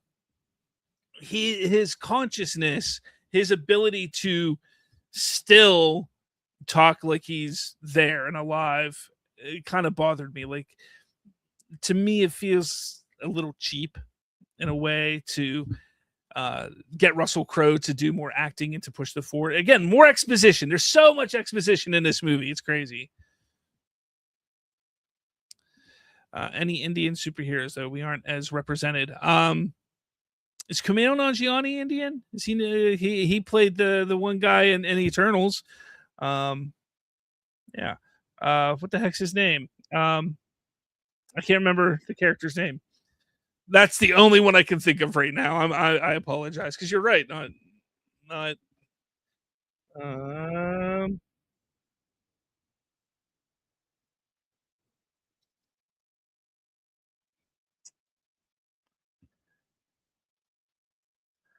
Yeah, I don't think there's any really big ones.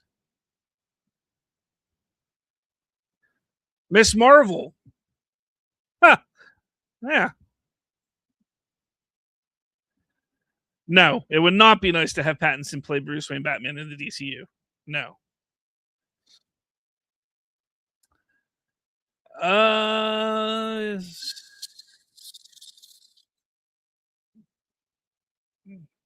Everybody's getting scared. Oh man. Yes. Jenny. we have Jenny here, who is supposed to play Jenny Olsen. And that was revealed by the actress who plays her in an interview. Even Deborah Snyder. Deborah Snyder, is that her name? Yeah. Even mentioned it in an interview prior to the movie coming out. They were trying to gender bend Jimmy Olsen back in 2013, but they then changed it at some point and changed her last name to not be Olsen. That's something that a lot of people don't know and are not aware of. But it is true. That actually happened. That did actually happen.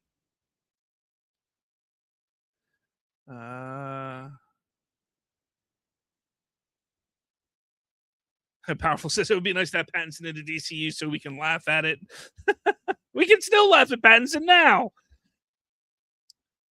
D-Man, Jenny Olsen instead of Jimmy Olsen. Snyder, you genius. Afra, I don't know if any redheaded superheroes, just super villains. Poison Ivy. Yeah. This scene here where they kind of morph Cavill's face for just a split second into Christopher Reeve's face is genius.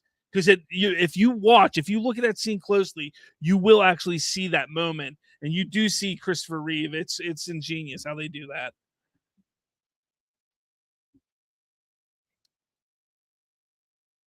So this is big action sequence number 2. It was all right. It wasn't as good as the Smallville fight at all. It was all right. It's just fighting a robot essentially in the Indian Ocean. Which, again, John Peters wanted him to fight a giant spider, and that's what they got.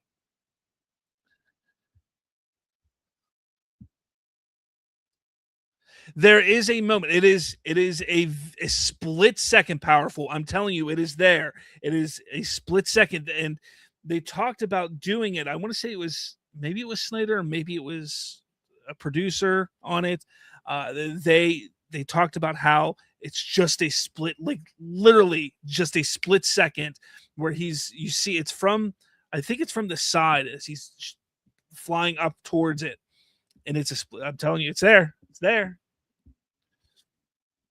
D-Man 7000 Snyder killing off Jimmy Olsen and BVS, also another genius move. Genius Snyder.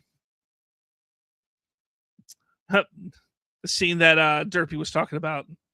It's supposed to go in.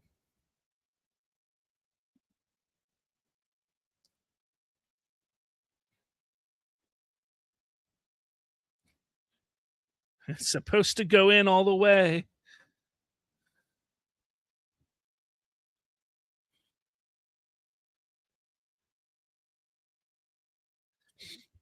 This is a cool scene, even though the aftermath makes no sense with them about to fly the ship into the other world engine part in Metropolis.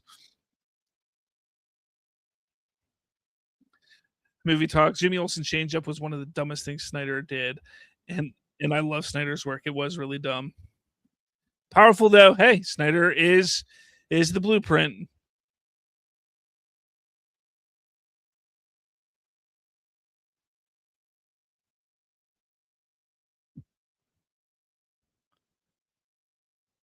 If you destroy this ship, you destroy Krypton. Krypton had its time. Its chance. The music. The music is so good.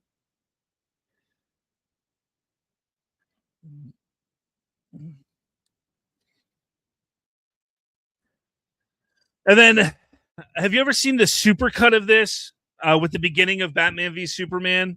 Somebody made it and put it online. It was fantastic. Where they just supercut the moments of Bruce Wayne watching things and cut to the scenes in this movie, cutting back to Bruce Wayne watching what he's seeing. It's so good. It's so good.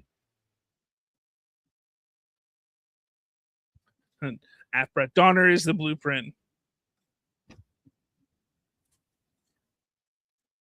That wasn't Jimmy Olsen. I don't care what anybody says. It wasn't Jimmy Olsen. So stupid. I know what it says. Not supposed to be. All right. What a Wilhelm scream there. Love the Wilhelm screams.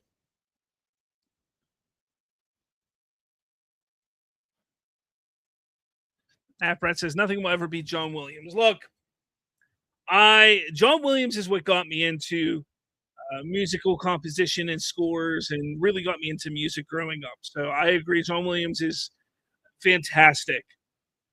But Hans Zimmer, you're looking at 1A and 1B.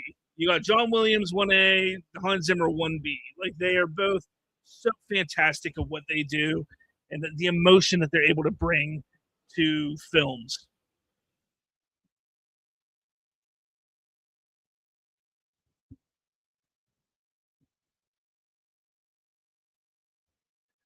A good death is its own reward.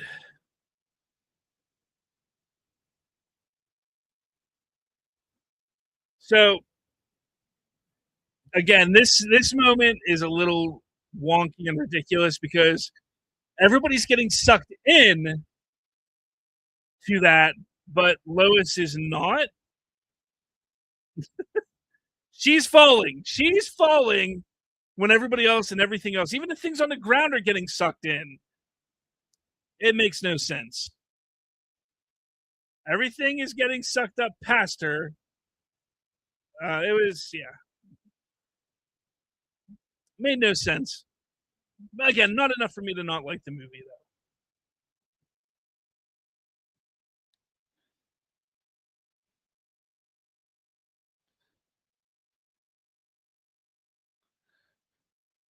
And then you see Metropolis just decimated, just absolutely decimated.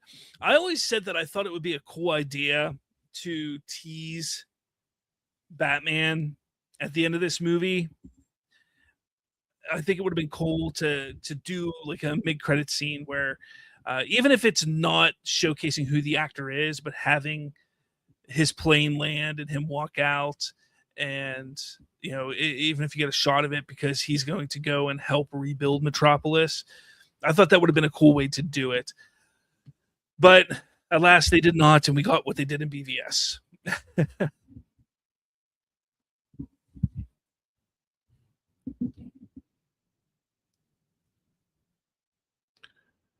Let's see.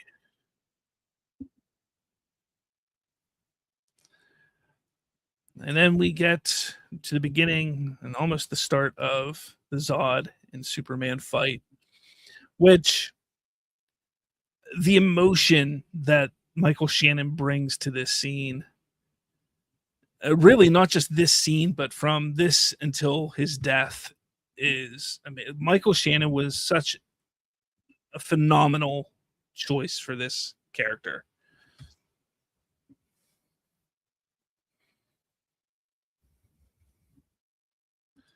Powerful. There's literally no point in Wallace's closed movement. Cavill's now 45. Gal is box office poison, and Affleck said last month that he never wants to play superhero again.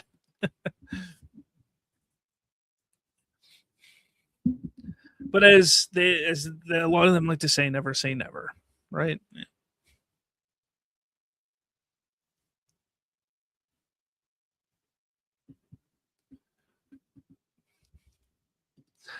But exactly, they're all basically too old for their roles. They've all moved on. It's time others do the same.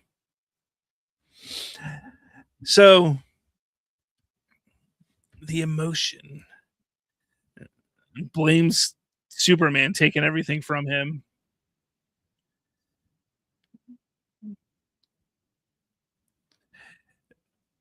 I'm going to make them suffer, Cal. D-Man Snyder, one of the greatest directors of all time, though. I even like Cavill, but he's nearly 50. It's over. He's what, 43? I thought. He's only 40. Yeah, he's only 43. He's not almost 50. Hey, come on. I'm 40. Don't go saying that. Don't go saying that. That's not very nice.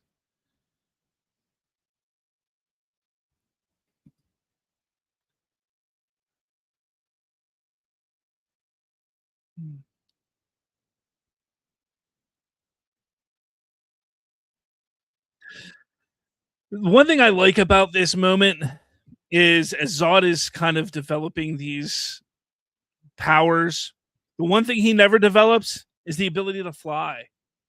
That's that they keep that to Superman essentially. Like I know that there's that moment where they're in the sky and they're fighting, but it's not Zod flying. He's just getting punched by Superman, and then they take him out to space, and then they fall back down. Like it's never Zod flying, which I do like.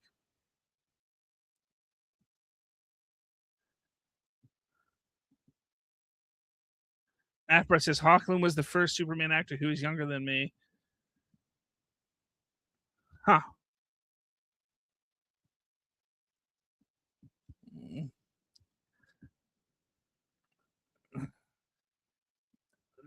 Again, just the fights that they're the fighting that Superman does in this is just so like he doesn't know what he's doing, and I like that about it. I love that aspect. Half Brett says told him that when I saw him in Motor City Comic Con a couple months ago, he didn't want to believe me when I told him he was younger than me. How old is he? Um,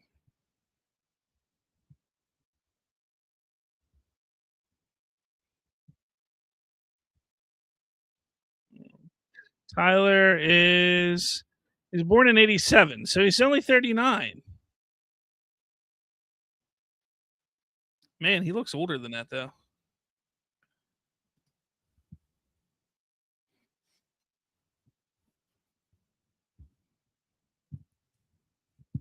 Where did you train? On a farm? How does he know that was a farm though? How did he know that's a farm?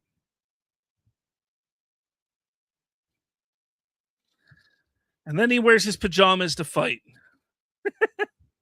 I mean, if you think about it, it is kind of like pajamas.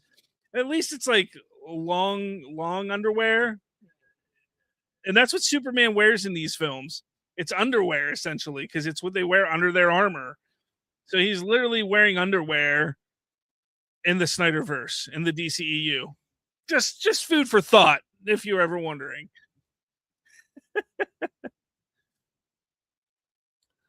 Just like long johns, like the what old cowboys used to wear under their stuff back in the olden days. I think that's funny. And I guess Zod is flying. I didn't think he was flying, but he does. They had him fly in this. That's kind of he does fly because he hovers up and everything. Yeah. Oh well, I was wrong. I don't think they should have given him all the abilities so quickly, though. I know that he was a warrior and such, but you guys are going to make me hate this movie, aren't you? No, I'm just kidding.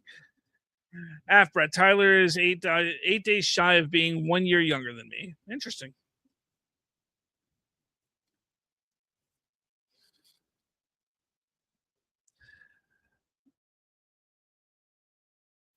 Oh, we're almost to that part. The other controversial scene at the end of the movie where Superman kills Zod.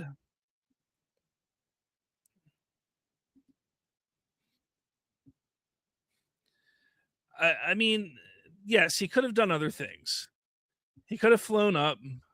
He could have just covered his eyes with his hand. He could have done a lot, but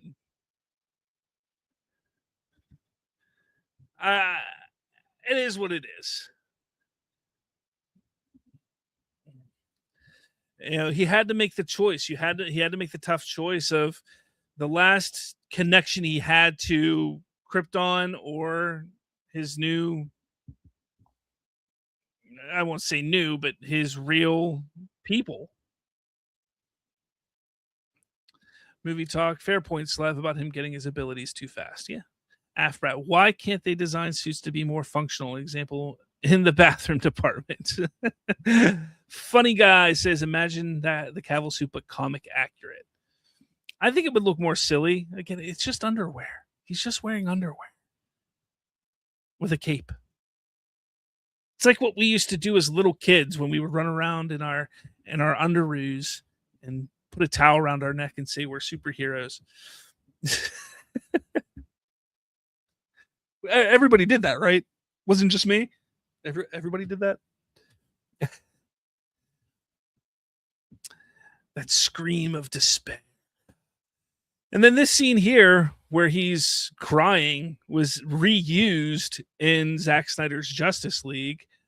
Flipped. They kind of flipped it a little bit. And I think it may have even been an alternate take that they used in Zack Snyder's Justice League for the one scene where it's the vision of seeing Lois dead as he's holding her bones in his arms. After says Soups doesn't kill, but it was either he kills Zod or Zod continues his rampage. Correct. Funny guy. But imagine that without the trunks. Yeah. What about Corn Sweatsuit without the trunks? I like the trunks on his.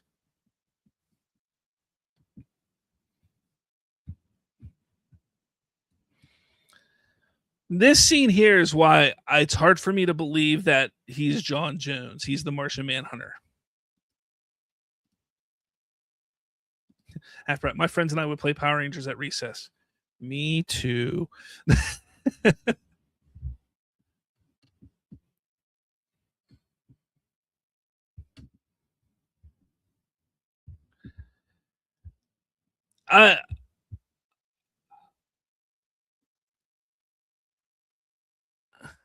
It's an interesting scene. It's a fun scene building a relationship with Swanwick, and so a relationship I wish they would have built more on in Batman v Superman and such. But they use Swanwick more with Lois than Superman, which I thought was kind of weak. And then you get Carol Ferris here in this moment, which I thought was always interesting too. Kind of like, oh, are they going to get Green Lantern? And they never really do. Sid says females in Superman 25 greater than females in Man of Steel. You are such a gooner. Funny guy says, yeah, why would Martian Manhunter work for the military government? So out of character. D-Man, what about dogs? Dog was better too. Oh, because of Crypto and this scene. Come on, guys. If this scene doesn't just hit your heart, it's something parents do. Like, we stop for a moment sometimes and you look at your kids and you see them doing things that you just realize at that moment, like, they could be something. They could be something. And I think every parent feels that at some point, whether the child ends up being something or not. But like in this moment here, absolutely. Because we knew that he was going to be something. Funny guy says, I think the military would go after Martian Manhunter. Yeah, if they knew it was Martian Manhunter, they definitely will. Just like they went after Superman. The military would have him dissected. Sid says, I do agree it was a nice moment in the movie. And here we go. First shot of the Daily Planet with Clark walking in as an employee as he gets on and puts on his glasses. But nope, we don't see it yet. Nope.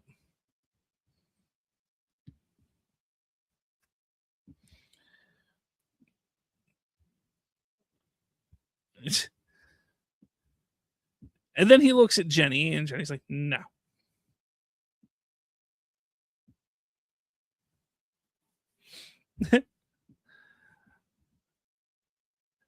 And this scene is fantastic. It's another. I probably said fantastic too many times in this watch along, but I do love so much of this. Welcome to the planet. That's so great. And then the reaction that Clark gives, because he's like, yeah, it's a nice little pun. Welcome to the planet, welcome to the Daily Planet. Love it. And then it's Man of Steel with the amazing bombastic theme in the background. Guys, this movie is so good. even sitting there talking about and seeing some of the unfortunate things in it, it's still an amazing movie. It really is. But what do you guys have to say here? We'll finish up the chat and we'll call it a night. Sid says Superman and Man of Steel had similar themes, actually, of parents being proud. Very much so. Brat, my favorite scene was when he threw the drone out of the sky like it was a toy. Sid says Superman 2025 and Man of Steel handshake. Yes. Funny Guy 9000. I wish Snyder explored more on the Daily Planet. I do too. But let's, guys, don't think. Like James Gunn didn't spend a lot of time with Daily Planet either in Superman, specifically with Clark in the Daily Planet. There wasn't a lot of time there. So I hope that's something that James Gunn kind of explores and fleshes out. Look, we're getting that Jimmy Olsen show. I think that's going to be a big part of kind of expanding the Daily Planet and such, but we'll see. Brett says, I hope Gunn explores more of the Daily Planet. Yes. Sid says, please do Suicide Squad 2016 next. I don't see why not. I'll put up another poll, but maybe.